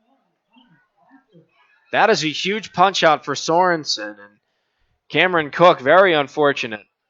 0 for 3, 3 Ks. First pitch to Glassford, swung on and hit to second. Paz gets the scoop, throw to first is in time, and that is going to end the top half of the 4th inning. So for Spearfish, it's no runs on 2 hits with no Hardhats errors. 2 men left on the base path. Both were in scoring position. We have 3.5 innings in the books, and the Hardhats still have a 10-6 lead that they now look to expand upon as they transition from defense to offense. 3, 4, and 5 due up. Timmy Paris, Eric Petrie, Cooper Bowman. We'll be back with that and more here on the official radio home of Post 22 Hardhats Baseball here on ESPN Radio, Rapid City. Trusted Choice Insurance agents are independent agents. I pledge to be your guide, not only to insurance, but to insurance companies. They don't actually work for any one insurance company. And to use my independence to identify the coverage that's best for you. This means they can customize policies from several companies in ways that other agents just can't. And they commit to that. And I pledge. In writing.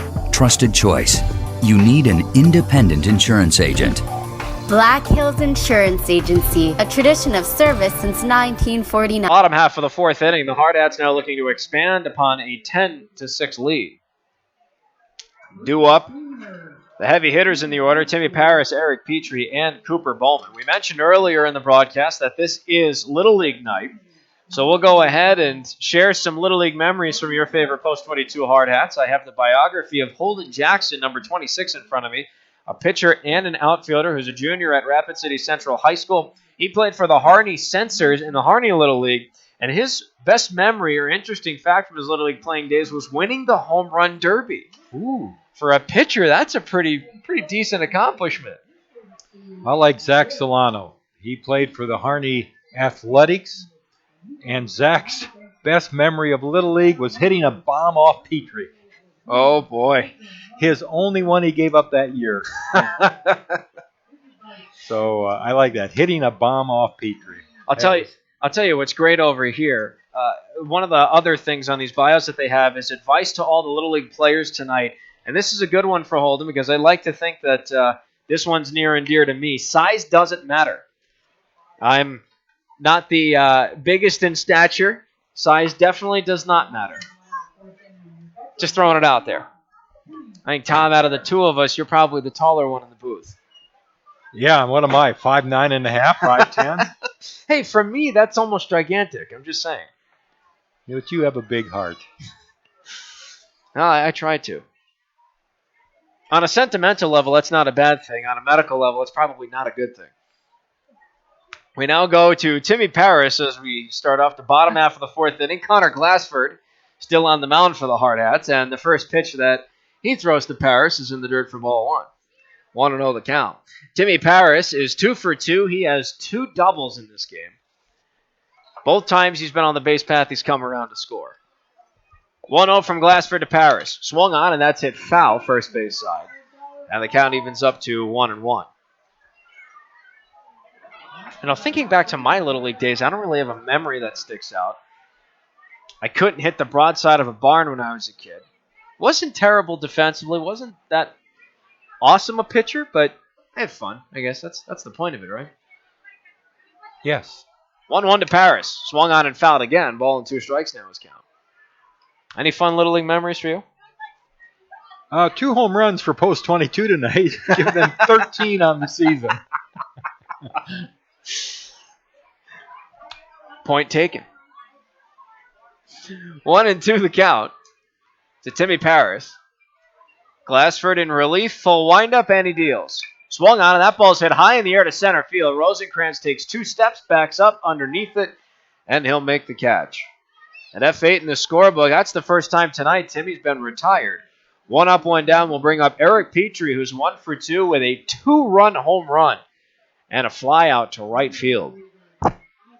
Home run came back in the bottom half of the first inning in what was a very crazy opening frame. First pitch he sees from Glassford. Swung on and fouled. 0-1 the count. You know, Tom Glassford in relief, he's induced a lot of foul balls. He's really making the Hardhats work for their hits.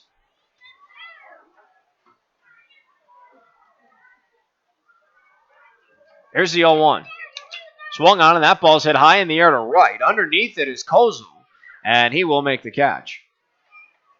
An F8 and an F9, 2 up, 2 down for the Hardhats on offense, would bring us to Cooper Bowman, who's 1 for 2 with a single, a reach on an error, 2 stolen bases, and 2 runs scored. He's been quite busy tonight.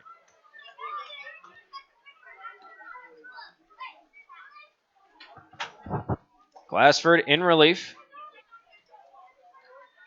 First pitch. Misses high. It's ball 1. Glassford came in relief of Parker Laux, who is now his catcher. 2 innings, 10 runs, 8 of them earned, a walk and a strikeout, all on 58 pitches. 1-0 from Glassford. Swung on. That ball's hit high in the air to left field. It's got some distance. It's high. It's far. And it is gone. It's a solo home run for Cooper Bowman with 2 outs in the bottom of the 4th. And the Hardhats now have an 11-6 lead.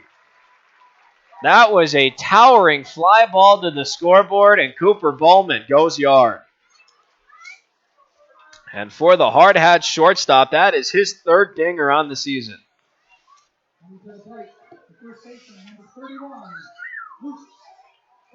So now Luke Ferdinand comes up. So the Hardhats have a run on a hit. And it's now 11-6. Ferdinand 1 for 1. A ribby single, a walk. Both times he's been on the base path, he's come around to score. First pitch to the lefty. Misses outside, a ball and no strikes. Should Ferdinand be the final out, the Hardhats will go back on defense, and it's 9-1-2 due up in the order. Kozel, Genevieve, and Garness. 1-0 to Ferdinand. Misses outside again, 2-0. I got to throw this in about Luke right now. His Little League memory, he played for the Canyon Lake Bankers. Next pitch swung out, and that is drilled to right. It's got some distance. Kozel's on the run, and it's going to go off the wall. Ferdinand rounds first. He's going to go to second with a 2-out stand-up double. And the Hardhats, with an 11-6 lead, have another man in scoring position, bringing up the current relief pitcher, Jack Sorensen. I think Luke, the wind hurt that drive. Luke hit that ball well. But I just had to throw this in. His memory of playing Little League Baseball, Luke Ferdinand, I was hit by a pitch twice in my first majors game. Oh, wow. Talk about a rough welcome. That's what he remembers. So now here comes Jack Sorensen. His first pitch rides high and inside for ball 1.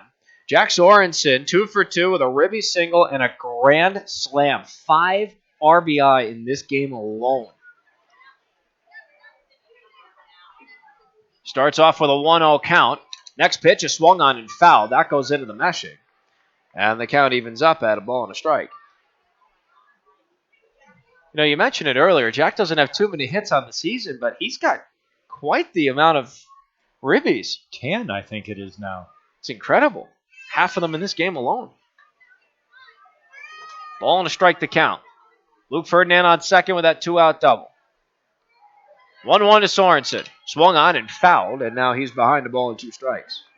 10 RBIs for Jack on 3 hits on the season.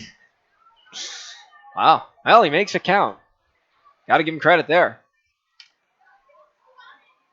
Ball and 2 strikes now from Connor Glassford. He could end the inning on the next pitch. 1-2 to Sorensen. Breaking ball does not break. It's up high, 2-2. Justin Kramer is on deck. He's 0 for 2 with a strikeout and a ground out to short. However, should Sorensen be the last out, it's 9-1-2 due up for the Spearfish Spartans in the top of the 5th. 2-2. Sorensen pops it up to the infield. Underneath it, at second, Cody Garness, and he makes the catch moving to his left. That is going to retire the side. So a pop 4 ends the bottom half of the fourth, but the Hardhats get a run on 2 hits, including a solo shot with 2 outs from Cooper Bowman. No Spearfish errors. 1 man left on the base path. That was Luke Ferdinand on second. 4 innings are in the books. Hardhats have an 11-6 lead. They look to protect it. When we come back to the top half of the 5th inning, a 9-1-2 due up for Spearfish. We'll be right back in a few moments, folks, here on the official radio home of Post 22 Hardhats Baseball, broadcasting from the Anytime Auto Sales Press Box here on ESPN Radio, Rapid City. Coke Zero goes with things like this. This. And this. Coke Zero tastes like this. He shoots! He scores! It sounds like this. It feels like this. So when the game is on, try it with this. Coke Zero. Real Coca-Cola taste. 0 calories, 0 sugar. 4 innings are in the books, and the Hardhats now transition back to defense for the top half of the 5th inning against Spearfish. Stats across the board for Spearfish. It's 6 runs on 6 hits with 4 blemishes in the field. And on the opposite side of things for the Hardhats, who are in the driver's seat right now, it's 11 runs on 11 hits with 3 errors on defense. Mark Benetti and Tom Rudabush alongside you for all the action this season here on ESPN Radio Rapid City. Tonight is Little League night for the Hardhats here at the Fitz. I have another biography in front of me. How about Kyle McGuire, number 19? His favorite fruit is shrimp Alfredo. I can't agree with the shrimp because for me that's cannibalism, but he played for the Harney Patriots, and his favorite memory from Little League was playing in the Little League World Series. That's got to be a memory that will last a lifetime for him. Sorensen back on the mound for the Hardhats. First pitch to Kozel is fouled, and he starts behind 0-1. Zach Kozel's 0 for 0. He's walked twice, came around to score once. He was stranded in scoring position the second time. And now a ball and a strike. His count. Here comes the 1-1. Swung on and fouled, and now a ball and 2 strikes to count here from Sorensen. Still in relief, now his 3rd inning of relief, at least starting what could be his 3rd. Came in for Will Moore, who went the first 2 innings of the ball game, allowed 6 runs on 4 hits. 5 of those runs were earned, 3 strikeouts to 4 walks on 53 pitches. 1-2 the count here for Sorensen to Kozel. 2 strikeouts already for Sorensen. 1-2 is fouled, and he's going to have to wait another pitch for what could be a 3rd. That foul ball almost dangerously hit a fan. Luckily, chaos was averted. So the count remains 1-2. Kozel, 2 walks, followed by Taylor Janovi, who's walked all 3 times he's been in the batter's box. Followed by Cody Garness, who's 1 for 3 with a single and 2 Ks. 1-2, swung on and hit to second. Pause with a nice sliding stop. Throw to first is in time. 4-3 in the scorebook. Retires Kozel for the first time tonight. 1 up, 1 down will bring us to Janovi. And again, Janovi, he's walked 3 times. Although it's steadily improved for Hardhats pitching. He walked on a 3-1 his first time up. He walked on 4 pitches his second time. Took him a couple more, a full count the last time he was up. First pitch from Sorensen. Swung on, and that ball's hit high in the air to center. Underneath it's McSherry. He takes a couple of steps forward, and he makes the catch. An F8 in the scorebook. 2 up, 2 down will now bring us to Cody Garness. He was 1 for 3 with a single. He was called out at home on a 1-2-3 double play. And that he struck out the last 2 times he was up.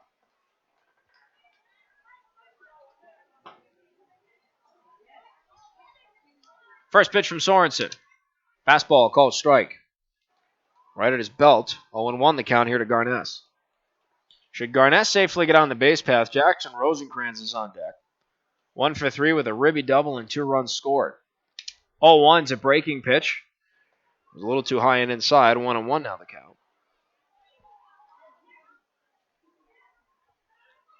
Sorensen now eclipsing 51 pitches. Next pitch, misses low and inside. 2-1 now the count.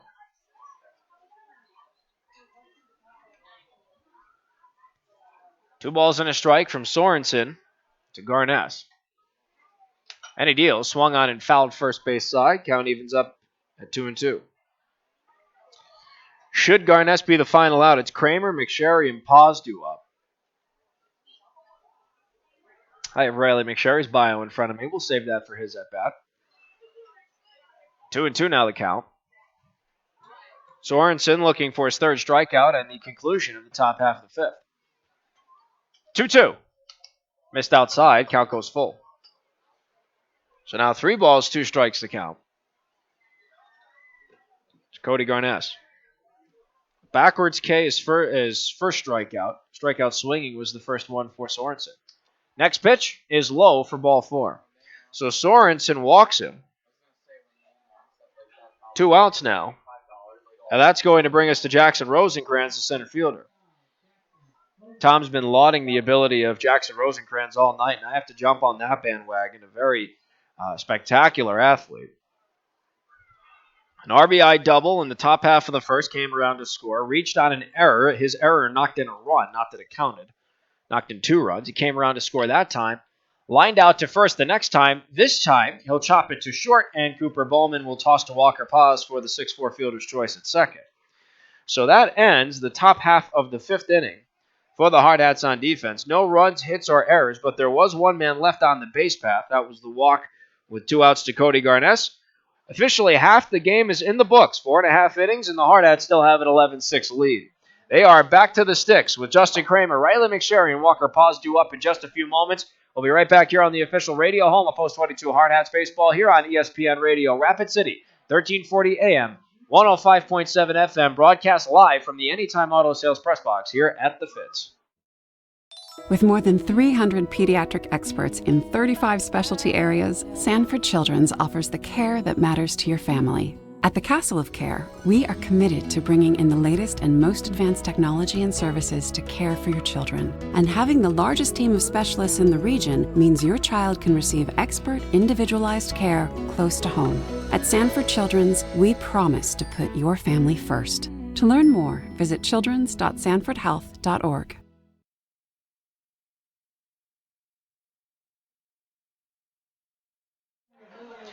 All set now for the bottom half of the 5th inning here at the Fitz. The Hardhats taking on Spearfish, currently holding on to an 11-6 lead, looking to exacerbate that further with Justin Kramer, Riley McSherry, and Walker Paz due up.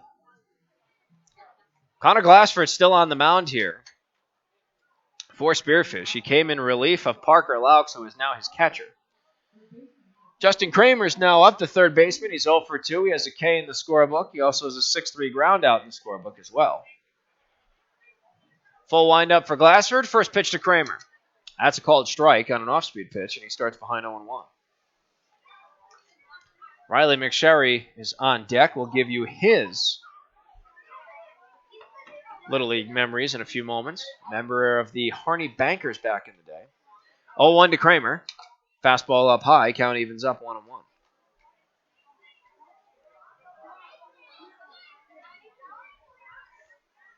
McSherry on deck 0 for 2 with 2 groundouts to short. 1-1 to Kramer. Swung on and fouled, and now he's behind a ball and 2 strikes. Got to credit the Spearfish pitching this time around. They're really attacking the batters. They're forcing them to foul off a lot. And heck, even credit Laux. Attack the batter when he was pitching. 1-2 from Glassford. Misses outside. Count evens up at deuces.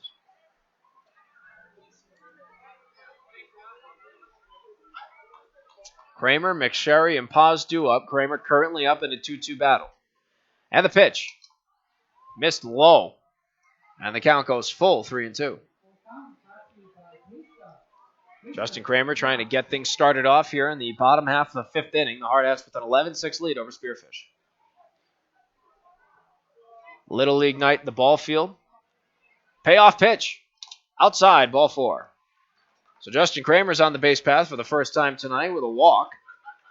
It leads off the bottom half of the 5th, and it brings up Riley McSherry, who is the former Harney Banker, Central High School class of 2017. His favorite food is ribs. That's never a bad choice. And his favorite Little League memory is winning the Division I City Tournament 2 years in a row. Check down to first, not there in time. Kramer is tethered to the bag. McSherry 0 for 2 in the game. 2 groundouts to short.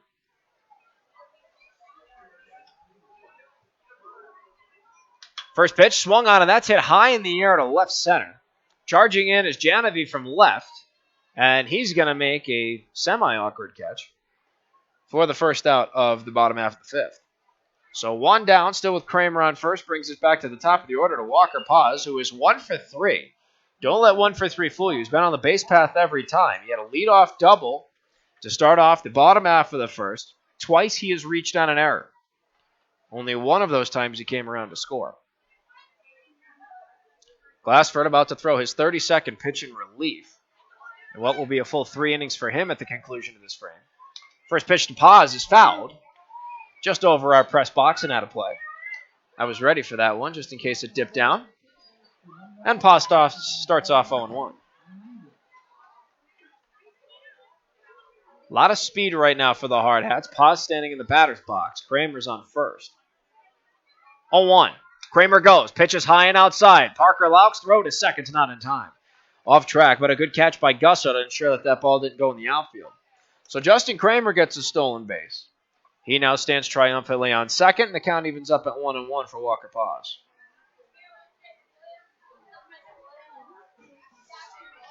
Zach Solano on deck now. 1 for 3. The Ribby double thrown in there. Double check to second. And now Glassford steps off the rubber. Solano again game 1 for 3. Part of an F7-5 double play. Had a Ribby double with a run scored. Flew out to center the last time he was up. He's in the on-deck circle. 1-1 to Paz. Up high. 2 balls and a strike. It's that nice little game of cat and mouse going on at second between Kramer and Glassford. I know how much Tom loves those. Favorite part of baseball, right? Oh, yeah, that pickoff at second. It's an exciting part of the game. 2-1. Swung on, and that ball's hit high in the air to right field. Kozel is tracking all the way back to the warning track, and he makes the catch. Kramer, though, tags up from second. He'll advance to third. So Walker Paz with a well-hit ball to right. Unfortunately, doesn't get rewarded for it, but Kramer's 90 feet away from scoring, and now 2 down in the bottom of the fifth will bring up Zach Solano.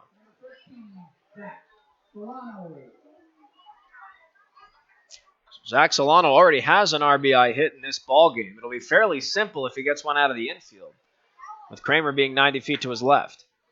First pitch.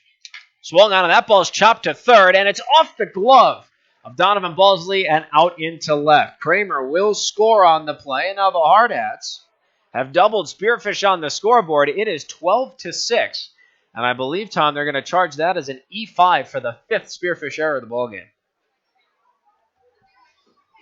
Well, we now have 17 runs, or 18 runs now, 12-6 post 22. We've had 17 hits for the 2 teams, and we've had 8 errors.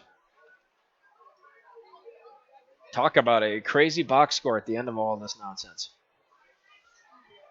12-6 now the score. Timmy Paris is up.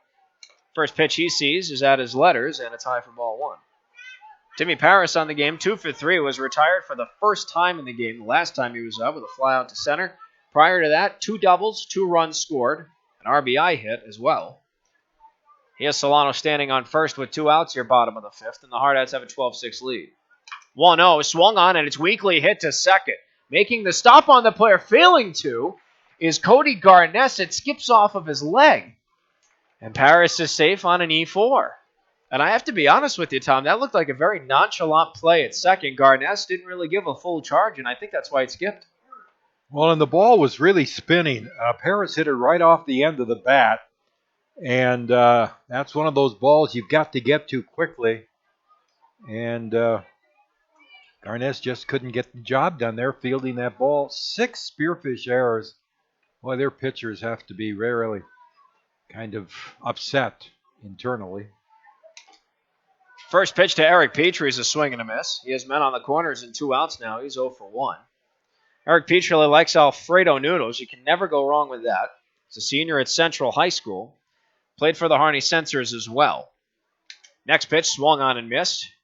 Strike 2. And he's behind 0-2. His favorite memory is also the 2011 Little League World Series. However, his advice is not dream big. We've seen most of those in the bios. His is swing big. That's what he's trying to do right now with men on the corners. Well, he's fulfilled that. 0-2, swung on, and that is hit foul, third base side. And the count will hold at 0-2. He had a monster 2-run home run in the bottom half of the first inning with 2 outs. So, yes, if there's anybody on this team that can swing big, it's not just Timmy Paris, it's also Eric Petrie. I would say Cooper Bowman is swinging big, too. He is, absolutely. As long as Eric is patient at the plate, he'll be tremendous. 0-2 is swung on, and it's ripped foul, third base side again. Lather, rinse, repeat, 0-2 count. And through the first now with his 13 games of the season, that's exactly what he's done. He's not swinging at bad pitches. He's getting the pitches that he likes. 4 home runs already now in the season. 0-2 again to Petrie. Misses low and away, and Laux gets the block. So everybody holds at their respective bases. Zach Solano, 90 feet away to Petrie's left at third. Timmy Paris, 90 feet away to Petrie's right at first. Ball and 2 strikes now the count here for Petrie. Connor Glassford in relief. From the stretch, deals the 1-2. Swung on, and that ball is hit foul. It is out of play. I'll protect you, Mark. It lands to the side of our press box. I was just waiting to see where the ball was going to bounce off the concrete. I was ready, though. I do have full faith, though, that you would protect me in case I was in peril. Absolutely. I would throw my body in front of a foul ball to protect you. And this is why we're such a good partnership. 1-2. Misses up high. 2 balls, 2 strikes.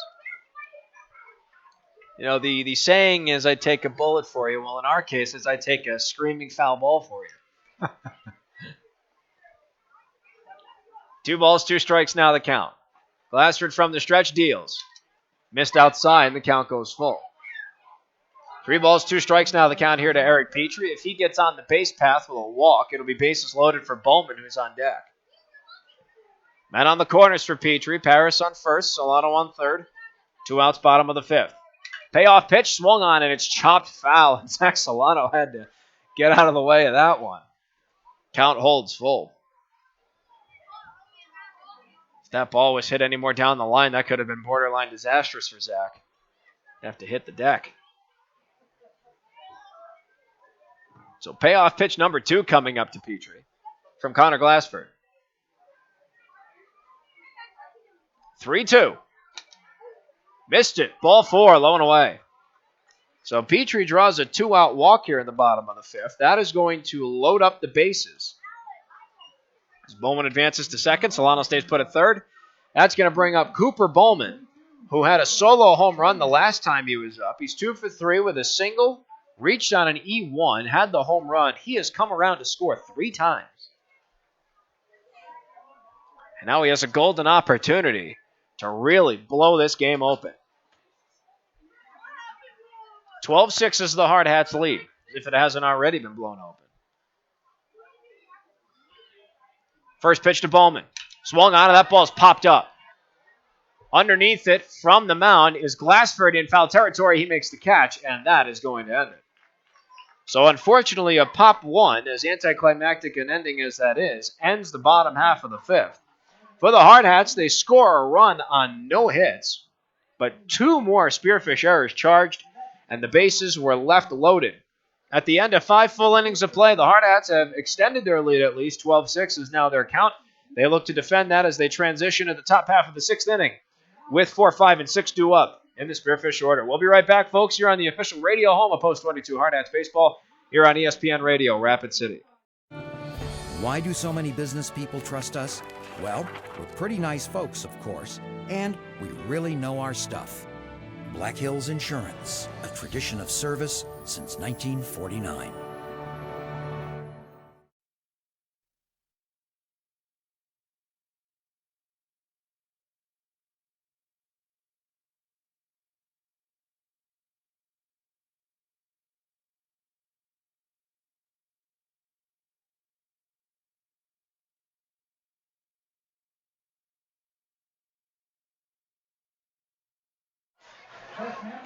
5 innings in the books here at the Fitz, and the post-22 Hardhats still have a 12-6 lead over the Spearfish Spartans. They look to continue the defense of that 6-run lead as Jack Sorensen maintains his position on the mound as the Hardhats reliever. Donovan Balsley, Parker Laux, Drew Gusso, barring any offensive substitutions, due up for Spearfish. Numbers across the board. For Spearfish, it's 6 runs on 6 hits with 6 errors. My goodness, that's an ominous stat line on their side. For the Hardhats on the other side of things, it's 12 runs on 11 hits with 3 errors on defense. Mark Benetti and the legendary longtime voice of the post-22 Hardhats, Tom Rudebush, alongside you for all the action this season. As we get set for the top half of the 6th inning here. First pitch is swung on, and that ball's hit high in the air, right field side, but it goes foul and into the Spearfish bullpen. Donovan Balsley starts off with an 0-1 count. He's 0 for 2 on the ball game with a walk. He was stranded at third when he got on the base path. Last 2 times he's been retired with a fly out to right and a pop fly to Cooper Bowman at short. Sorensen, 57 pitches in relief, and he has looked spectacular. 0-1. Swung on, and that ball's chopped to the opposite side, third base side. And quickly, Balsley's behind 0-2. Parker Laux, the former starting pitcher, now turned catcher on deck. Drew Gusso, the shortstop in the hole, rounds out the 3 gentlemen required to bat in this inning. 12-6, Hardhats looking to keep it that way. 0-2. Misses outside, and the count goes to a ball and 2 strikes. Little League night here at the ballpark. We've got a whole bunch of bios to share with you from your favorite Hardhats and their Little League memories. Sorensen's 1-2. Swung on, and that's fouled into the meshing behind home plate. Count goes to a ball and 2 strikes. The next one's in front of me. I have Tommy Wall and Will Moore. We'll take a look at their backgrounds as the game progresses. 1-2 from Sorensen. Swung on, and that ball's popped up but foul. Count will hold at a ball and 2 strikes. Start off with Will Moore. He started the game for the Hardhats. Plays first base and pitcher. His favorite food's pizza. Again, as a half Italian myself, I can't say no to that one. Junior at Stevens High School, he played for the Canyon Lake Mariners. And his favorite Little League memory was making it to Indianapolis. Never give up is his advice. Never bad advice to give. 1-2 from Sorensen. Swung on and chopped to third. Kramer was able to bat it down with his glove. The throw to first is not going to be in time. But the ball is stopped at first by Luke Ferdinand. So I'm going to rule that one a single, and they will give that single to Donovan Balsley. So it's a leadoff single to start off the top half of the 6th. Man on first brings up Parker Laux.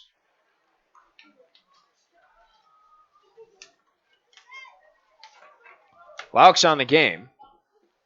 2 for 3 with 2 singles, one of the RBI variety. Also grounded into a 1-2-3 double play. His first pitch is a fastball up high for ball 1. Laux was the starting pitcher, went 2 innings, allowed 10 runs, 8 of which were earned, a walk to a strikeout on 9 hits. 1-0. Swung on and fouled. And the count evens up at a ball and a strike.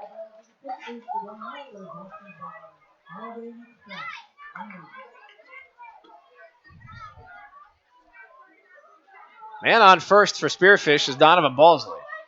Leadoff single put him there. 1-1 misses low on Laux, and the count goes to 2 balls and a strike. Drew Gusso on deck, 1 for 3, reached on an error twice. Single the last time he was up. He's taking swings in the on-deck circle.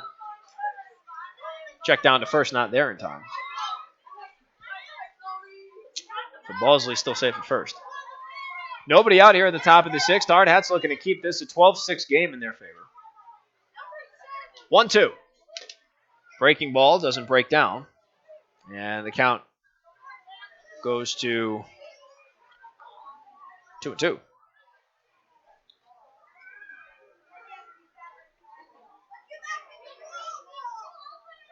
Check down to first, again not in time.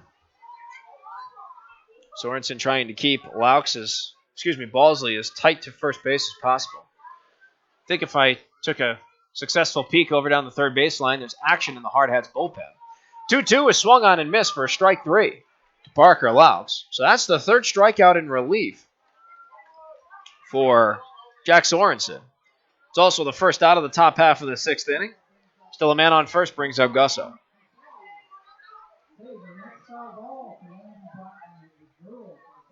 First pitch to Gusso. High and inside. Ball 1. Gusso 1 for 3. Reached on an E5 in the top of the first and E6 in the top of the second. Singled last time up top of the 4th. So man on first, 1 out. Double play could end the inning for the Hardhats. 1-0. Swung on and that ball's popped up. Walker paws underneath it at second. Tapers into the grass and he makes the catch. So that's a pop 4 in the scorebook. 2 down. Balsley still on first base. That will bring us to Cameron Cook. Or so we think. He's actually being substituted. And it looks like David Zacher is now up for Spearfish. So Cook's evening ends after an 0 for 3 performance in which he struck out all 3 times.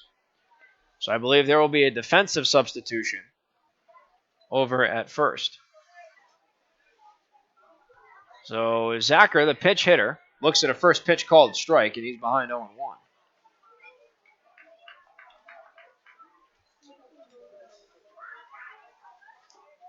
Jack Sorensen just eclipsing 70 pitches in relief.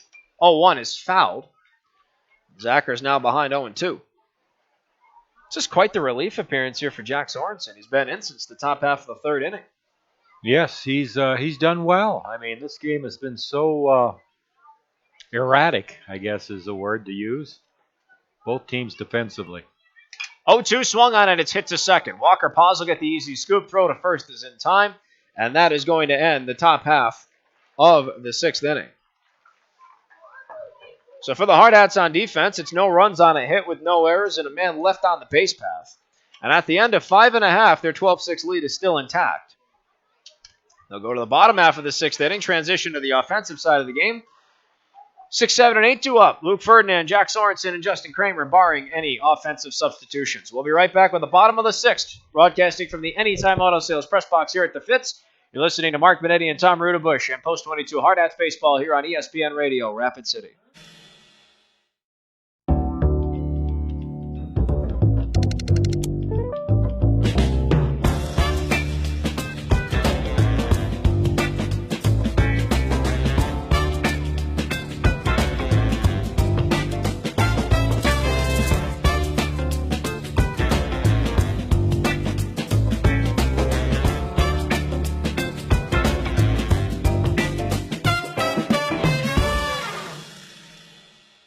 There is a pitching change and also a defensive substitution as well.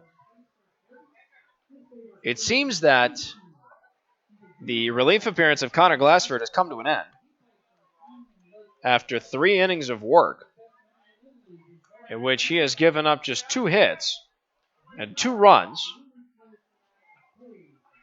both of which were earned. And now, coming in from right field, is Zach Kozel, the lefty. So Kozel now taking over hurling duties. And it means that the pinch hitter, David Zacher, is now going to move out to right field. And Glassford will stay in the game. He's over at first now. So, Kozel, the lefty, moves from right field to the mound. Moving from the mound to first is Connor Glassford. And the pinch hitter, David Zacher, now out in right. Everything else stays the same. So Luke Ferdinand to lead things off here in the bottom half of the 6th inning. Hardhats have a 12-6 lead. They are looking to expand upon that. 50 pitches for Glassford in his relief appearance. Glassford in the 3 innings that he pitched walked only 2 batters. Did not strike anyone out. First pitch to Ferdinand, swung on and it's pushed to left, but it goes into foul territory and out of play. Despite the best efforts of Donovan Balsley turning on his twin turbos trying to catch the foul ball. So Ferdinand starts off 0-1. Jack Sorensen, the relief pitcher, on deck. Justin Kramer, the third baseman in the hole, rounds out the three gentlemen required to bat in this inning. 0-1 from Kozel. Misses outside, and the count evens up at a ball and a strike. Zach Kozel, the lefty, a very interesting delivery. Almost looks like he's pushing the ball. Lefty on lefty matchup here. Full windup for Kozel. Here's the 1-1. Swung on, and Ferdinand extends at it. Fights it off. It's a foul ball. Ball and 2 strikes the count. All the kids here on Little League night going absolutely bonkers for every foul ball that catches the stands. 1 ball, 2 strikes the count. Parker Laux coming out with some words of wisdom for his left-handed partner on the mound. 12-6, the Hardhats have the lead. Luke Ferdinand leads off the bottom half of the 6th. He's behind 1-2. Kozel looking for a strikeout on his first batter. Full windup, 1-2, misses low and away. Good patience from Ferdinand. The count evens up at 2-2. Sorensen on deck, 2 for 3 with a grand slam and an RBI single. Deuces from Kozel, swung on, and that's ripped up the middle for a base hit. What a well-hit ball by Luke Ferdinand. He is on first base. That almost decapitated Kozel on the mound, and now that's going to bring us to Jack Sorensen. What a well-hit ball. Boy, Luke has 3 hits, and he's walked once, so he's been on base 4 times, scored twice, driven in a run. Have yourself a night. Here comes Jack Sorensen. He's had one heck of a night.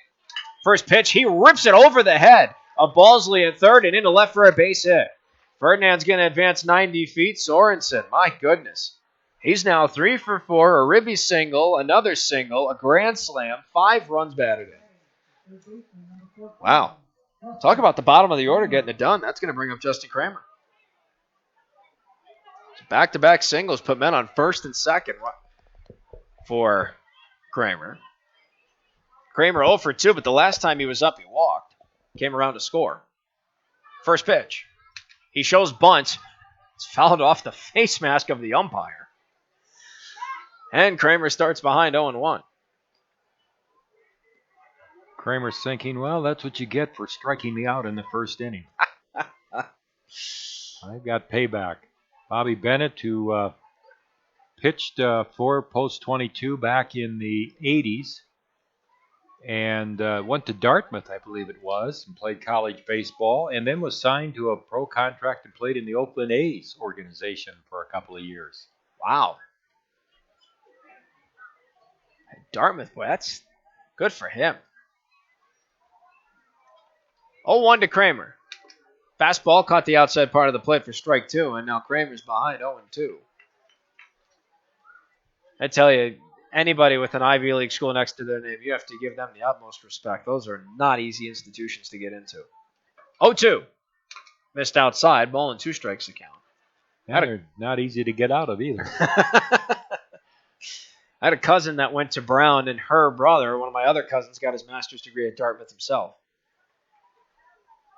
Very proud of what those two have accomplished. 1-2. Misses low, and the count evens up at 2-2. Speaking of Dartmouth, Rapid City Rush started earlier this season with a rookie goaltender, Chuck Grant, who came out of Dartmouth. I called him the Green Monster because all of his goalie pads were still green. 2-2. Caught him looking, strike 3 on the inside fastball. So Justin Kramer takes his second K of the night. That is the first out of this bottom half of the 6th. We'll bring up Riley McSherry. First strikeout in relief for Kozel.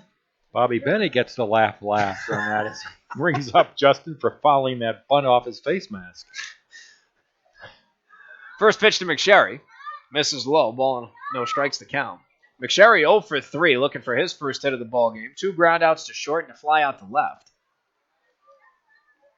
Then on first and second with 1 out here in the bottom of the 6th. 1-0, misses high and away, 2-0. Hardhats with a 12-6 lead. 6-7 and 6 across the board for Spearfish. 12-13 and 3 across the board for the Hardhats. 2-0.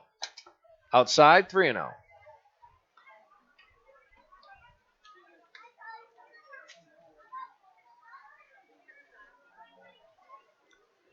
We'll be up with Jack Sorensen's bio in just a moment. 3-0 to Riley McSherry inside for ball 4, so he takes the 4-pitch walk. Bases are now loaded back to the top of the order to Walker Paz. I want to bring up Jax not only because he's stellar tonight, but his advice to all the Little Leaguers, I don't think he could have said this any more perfectly. Play for 22. That's pretty sound advice. I'm just going to throw it out there. An alumnus of the Canyon Lake Athletics program. He's class of 2018 at Stevens High School. Favorite food is sushi. Can't disagree with that one either. You don't like sushi? It's awesome. I love sushi. Am I the only one in the booth that likes sushi? No? Okay, Hannah's giving me the thumbs up. Destin, thoughts? No? Okay, so 2 for 4. We're batting 500 in the booth on sushi. That's as high as you'll ever bat. Looks like we have a substitution, actually. That will not be Walker Paz taking the pitches. That is Tommy Wall, and he looks at ball 1. Tommy Wall coming into the game will have his bio up in a few moments. Takes another pitch low, 2-0. Kozel speeding his pace up for Tommy Wall. 2 balls, no strikes the count as he takes over for Walker Paz. 2-0 misses outside for 3-0. Tommy Wall in the season, ninth game he's in the batter's box, 280 on the season. 7 hits and 25 at-bats. Here comes the 3-0 to Wall, up high for ball 4, so it's a ribby walk for Tommy Wall, who had the bases loaded.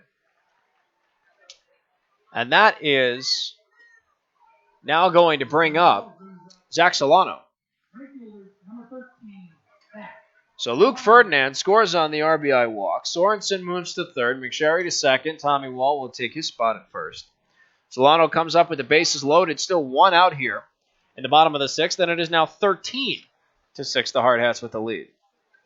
First pitch from Kozel. Fastball called strike inside on Solano. He's 0-1. Tommy Wall, a senior at Central High School. Alumnus of the Harney Peppers. Next pitch to Solano. That swung on and hit high in the air to left. It is high. It is far. It is gone. The second grand slam of the ball game for the Hardhats off the bat of Zach Solano. And the Hardhats now have a 17-6 lead with 1 out here in the bottom of the 6th. What a shot to left.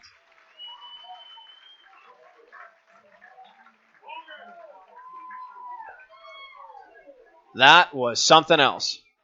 Well, Zach has a 5 RBI night. That's his, 4th home run of the season. And it's ups his RBI total to, what is it? Let me check here. 5 for tonight. Okay, Tom, get your South Dakota math out. 5 plus 13 is 18. Is that what it is in New York? I can check that math out in New York. That is correct. Might not be the same math in Sweden, but at least in New York it is. So now here comes Timmy Paris. His first pitch swung on and ripped foul down the line. He's 0-1 to start off. Timmy Paris is 2 for 4 in the game. 2 doubles, 1 of the RBI variety. He's scored twice, flew out to center, and reached on an error. A lot of fans are starting to head to the exits. I think a lot of them thought the game was over because it's an 11-run lead, but since we're playing 9 innings, you have to play at least 7. That is correct, and it's funny because Bobby Bennett, the umpire, said, that's ball game, and then said, wait a second, I'm incorrect. Next pitch misses away. 2 balls and a strike now the count here to Paris. He said that's the first time I've ever heard an umpire say he's incorrect. Be one of the only times. Treasure the moment. 2-1 to Paris. Swung on and he hits that one high in the air to right. Underneath it is Zacher, and he's able to make the catch while backpedaling. So an F9 on Timmy Paris' stat line. 2 down will bring up Eric Petrie. Want to go back to the bio of Tommy Wall, who had the RBI walk a few moments ago. He's a senior at Central High School. And he's a pitcher, second baseman. Enchilada's his favorite food. Can't disagree with that. His favorite memory is throwing a no-hitter in Little League. And it looks like Eric Petrie is out for the night. Holden Jackson takes over. And he looks at a first pitch ball inside. So Jackson will conceivably take over in left field as he looks at ball 2. Ahead 2-0. Holden Jackson on the season, 6th game in which he's batting, a 125 average. 1 hit and 8 appearances at the plate. 2-0, called strike on the outside. 2 balls and a strike now to Jackson.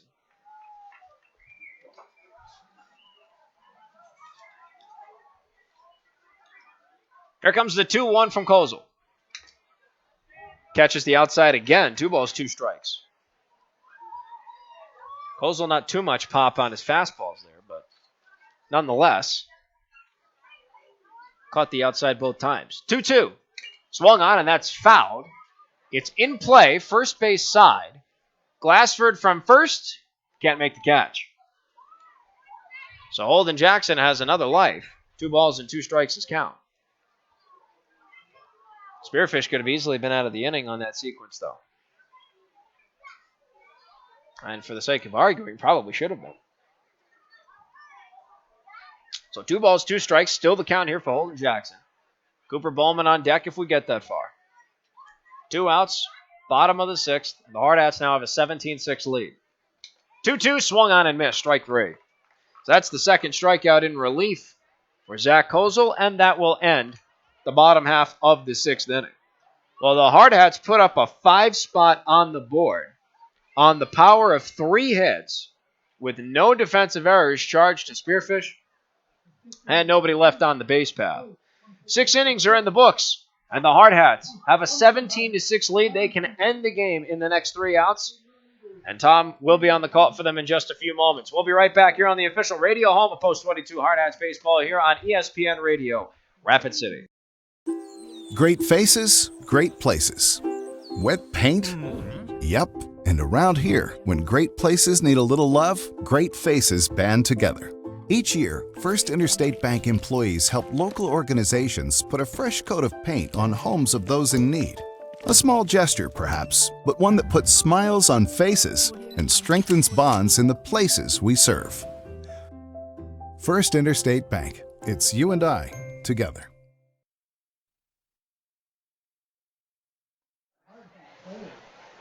Well, we've had a lot of fun here tonight with Little League night, and Post 22 leading 17-6 as we go to the 7th inning. Jack Sorensen still on the mound for Post 22, and we've been sharing some of the little bios that the players had filled out before the game, and Timmy Paris has a couple that I really like here, Mark. His favorite food? Whatever Cooper Bowman likes. Little hero worship there. His team was the Harney Censors, and his favorite memory of Little League was hitting 2 home runs off of Colton Sherbinski in the first game of the All-Star game. There's a lot of shade being thrown in these memories. Good grief.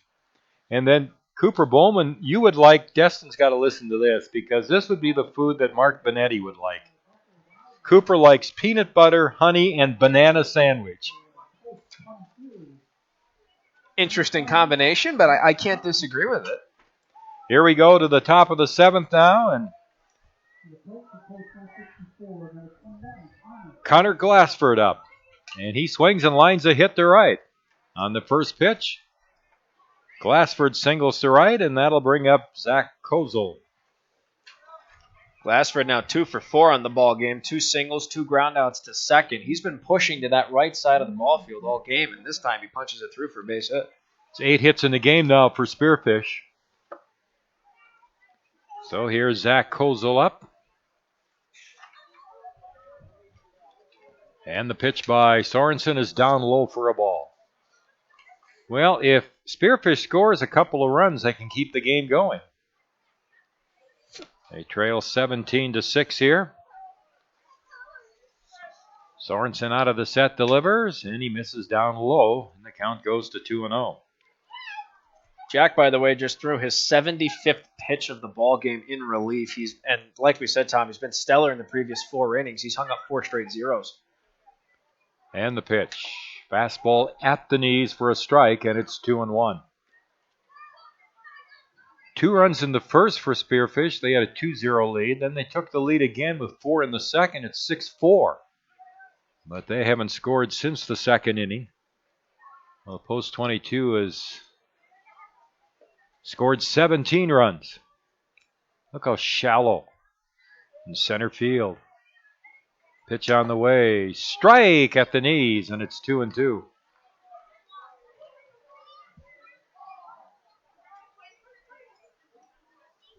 I think that's Connor King out in center. Think you're right. Here's the pitch on the way. Swung on, line to right field, and Solano's going to have to play it on a hop. Here's a throw to first base, and they got him. Oh, my goodness. Kozel, you won't believe this. Kozel is out 9-3 when he had a single, and Zach came into the game 0 for 21 and had a chance for his base hit right there and gets thrown out at first base. We've seen Solano cheat. He was playing very shallow, and Zach really hustled in, got it. He knew all the time he might have a play at first base. I'll tell you what, though, credit Luke Ferdinand for not giving up on that either. I think he recognized that and moved over to cover first, and he made a great catch as well. So that puts Glassford at second with one out. And Janaby, no, this is, yes, Janaby. Taylor has walked 3 times and flied to center. Right-handed batter. Here's the set by Sorensen. The pitch on the way. And a strike called at the knees. It's 1-1.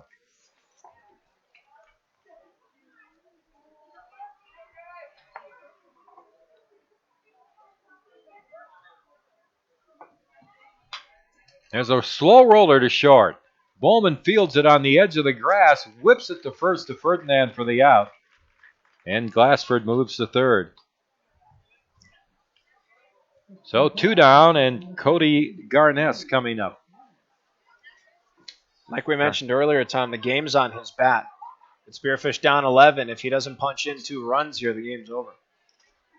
Cooper's all-time Little League highlight was playing in that World Series in Indianapolis. Foul ball by Garness, and it's 0-1.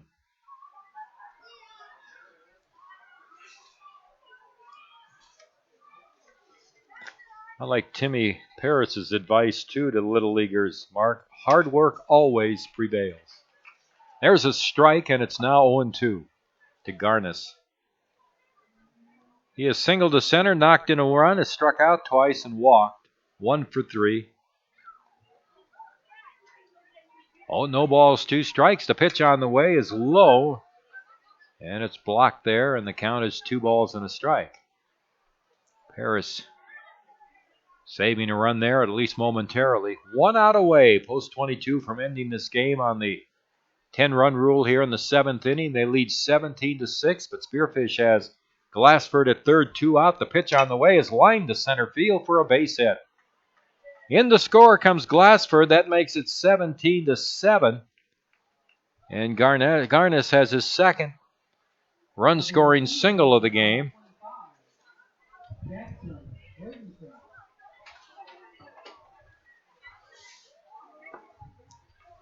So here's Rosencrantz coming up. He has doubled to left center. He's 1 for 4. Reached on an error once. Fouls this pitch off to the right, 1 strike. Came into the game hitting .541 for Spearfish, and I don't think there's been a Legion team that we've seen this year that wouldn't like this man on their roster. Here's the 0-1 pitch from Sorensen, and it's too high, and the count is 1-1.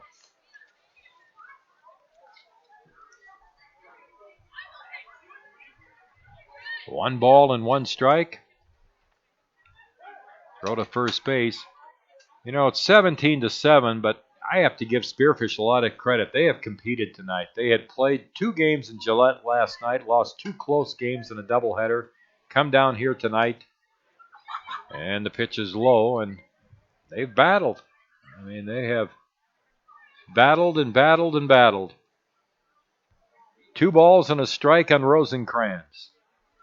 Sorensen's pitch, swinging at a foul back. Pitch was up, and Rosencrantz had a good cut at the pitch, and it's 2-2.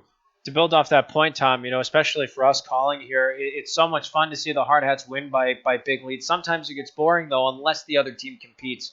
That's exactly what we've seen from Spearfish tonight. Here's a chopper. This is going to be a tough play if it stays fair, and they're going to let it roll. It's hugging the foul line and rolls foul. Only about 6 or 7 feet from the third base bag. Kramer let it roll, and it rolled just foul, and the count runs along at 2-2 on Rosencrantz. I can think of countless times calling, even with my former partner Teddy, where the Hardhats would put up 20 runs on a team, and you just saw no compete from the opposition sometimes when the game really did get out of hand. So credit Spearfish. They played tough the whole night. Here's the pitch. Another foul by Rosencrantz. And the count runs along at 2-2. A run in here for Spearfish in the top of the 7th. They've got 7 runs on 9 hits in the game. Here's the set by Sorensen.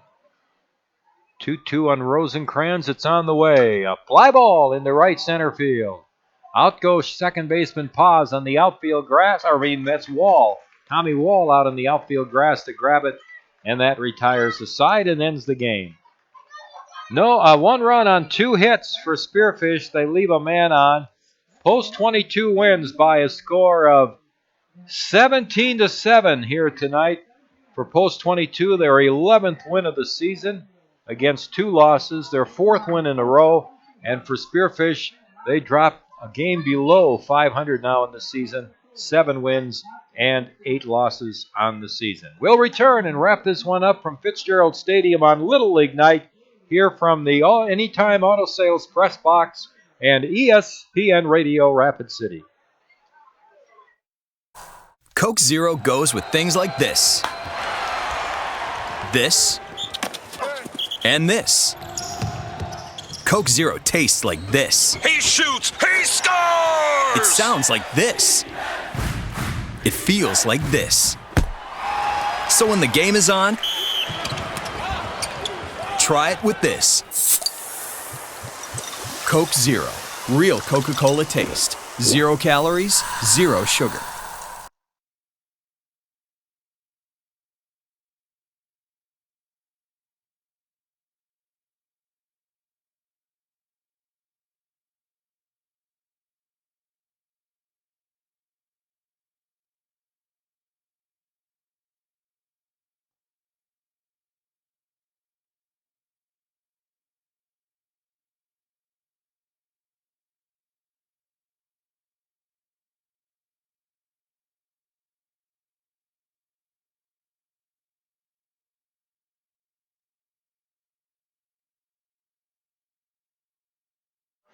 With Mark Benetti, this is Tom Rudebush back at Fitzgerald Stadium, where Post 22 has just defeated Spearfish by a score of 17-7 here tonight on Little League night. And as we said, for Post 22, their 4th win in a row. It wasn't easy, at least through the first couple of innings. Spearfish took a 2-run lead in the top of the first inning, but Post 22 came back and scored 4 in the bottom of the first inning, 2 on a home run from Eric Petrie. Spearfish came right back, though, and scored 4 runs in the top of the second to take a 6-4 lead against Post 22 starter Will Moore. But Post 22 came back with 6 runs in the bottom of the second, highlighted by a grand slam home run by Jack Sorensen. So Post 22 went out in front by a score of 10-6 after a 6-run second. They made it 11-6 in the 4th on a home run by Cooper Bowman. Sorensen's home run was his first, Petrie's was his 4th, and Bowman's was his 4th home run of the season. Let me check that. That was Cooper's 3rd home run of the season. Post 22 got another run in the 5th inning and then scored 5 runs in the 6th, a grand slam homer from Zach Solano. So Post 22 hit how many home runs tonight? 4. 4 home runs for Post 22. Solano hit his 4th. Solano had 5 RBIs in the game. Jack Sorensen had 5 RBIs in the game, plus a very nice relief appearance for Jack Sorensen. 17 runs, 13 hits, and 3 errors for Post 22. They stranded 6 7 runs, 9 hits, and 6 errors for Spearfish. They stranded 11. Well, what a game we watched. It was a very interesting start, as you mentioned, with both teams trading runs like they were going out of style back and forth. Before you know it, things normalized, and I think the turning point in the game was when Jack Sorensen took over on the mound. And you heard me comment earlier in the broadcast, outside of that 7th inning in relief, he hung up zeros the whole time. He gave up 1 run in his final inning, but he hung up 4 consecutive zeros, and that was a tight game at that point in time. It was 10-6, then 11, then 12, so the Hardhats were slowly starting to separate themselves, but you gotta credit Spearfish. They kept pace with the Hardhats, at least at the start. Obviously, Post 22 ran away with it towards the end, including the massive explosion in the 6th, but we saw a very interesting game, and I think it's good on this Hardhats team that they didn't let early adversity get to them, particularly with Will Moore and some control issues. I think you're going to see a more refined Will Moore the next time you see him out on the mound. This is obviously a start he'd like to forget. Going 2 innings, 3 strikeouts to 4 walks, gave up 6 runs, 5 of which were earned on 4 hits. Not really characteristic of Will. We see better control, specifically out of his breaking pitches and his off-speed pitches. So he'll look to rebound, and I'm sure he'll do just fine the next time Coach Messer calls number 20 to go out there and start throwing for the Hardhats. But otherwise, we saw some great offense, particularly from Eric Petrie on a 2-run blast that came with 2 outs in the first inning when the Hardhats were down. And then before you know it, a grand slam from Jack Sorensen, another jack from Cooper Bowman, a grand slam from Zach Solano, and that's all she wrote. With respect to the MVP, I have to give this one to Jack Sorensen because he just did it all tonight. 3 for 4, an RBI single, a grand slam, 5 runs batted in offensively. And then on top of that, his relief appearance, 5 innings pitched, 3 strikeouts to 3 walks. He allowed 1 run on 5 hits, and he did it all on 92 total pitches. This may have well been a start for Jack. With the amount of time he threw and with the amount of pitches that he threw, I saw a lot of great things from him in his relief appearance. I don't know about you. Oh, you're absolutely right. He was in my mind too, the star of the game, your MVP. And Jack needed a good outing tonight. He got it. And he had only 10 at-bats coming into this game on 1 hit. And boy, did he... that's one of those games when early in the season your average goes from 100 to about 450. And that's good for Jack. Good for Jack Sorensen. Want to remind a couple things, Mark, before we sign off here, that Friday night we are going to have a great night of baseball with the Rapid City Post 320 Stars and the Post 22 Hardhats here at Fitzgerald Stadium. Now, the game begins at 7 p.m., and it's sponsored by the Farmers Union Insurance Agents here in Rapid City to help Feeding South Dakota. And we ask fans on Friday night for the 7 o'clock game to bring a can, 2 cans, maybe 3 cans of food, whatever you can bring to help feed the hungry in South Dakota and fill the food bank. For more than 50 years, South Dakota Farmers Insurance Agency has been providing automobile, homeowners, farm owners, and commercial protection to our South Dakota families. We have extended our programs to include all lines of insurance protection, such as crop insurance, life insurance, long-term care insurance, plus much more. Contact your local representative, and here in Rapid City, it's the Dan Lewis Agency and also the Casey Keller Agency. The Keller Agency, the Lewis Agency, Farmers Union Insurance sponsoring our game on Friday night with Post 320. And again, fans, if you can, please bring some cans of food to help feed the hungry in South Dakota. And it's such a great charitable experience. I've done multiple things with Feeding South Dakota over the 4 years that I've been here working with the Rapid City Rush hockey team, and it's such a rewarding experience. But to contribute to not only such a great baseball game to be played, but a great organization in Feeding South Dakota, every little bit helps. So 1 can, 2 cans, 5, whatever you can bring. Even the smallest amount will be accepted and will be incredibly thankful for. So be sure to chip in and get ready for some big rivalry baseball. Friday night should be a great night. Battle at the ball fields on Friday night at 7 o'clock. Good night, Mark. Good night, Tom. We'll see everybody Friday night here on the official radio home of Post 22 Hardhats Baseball on ESPN Radio, Rapid City.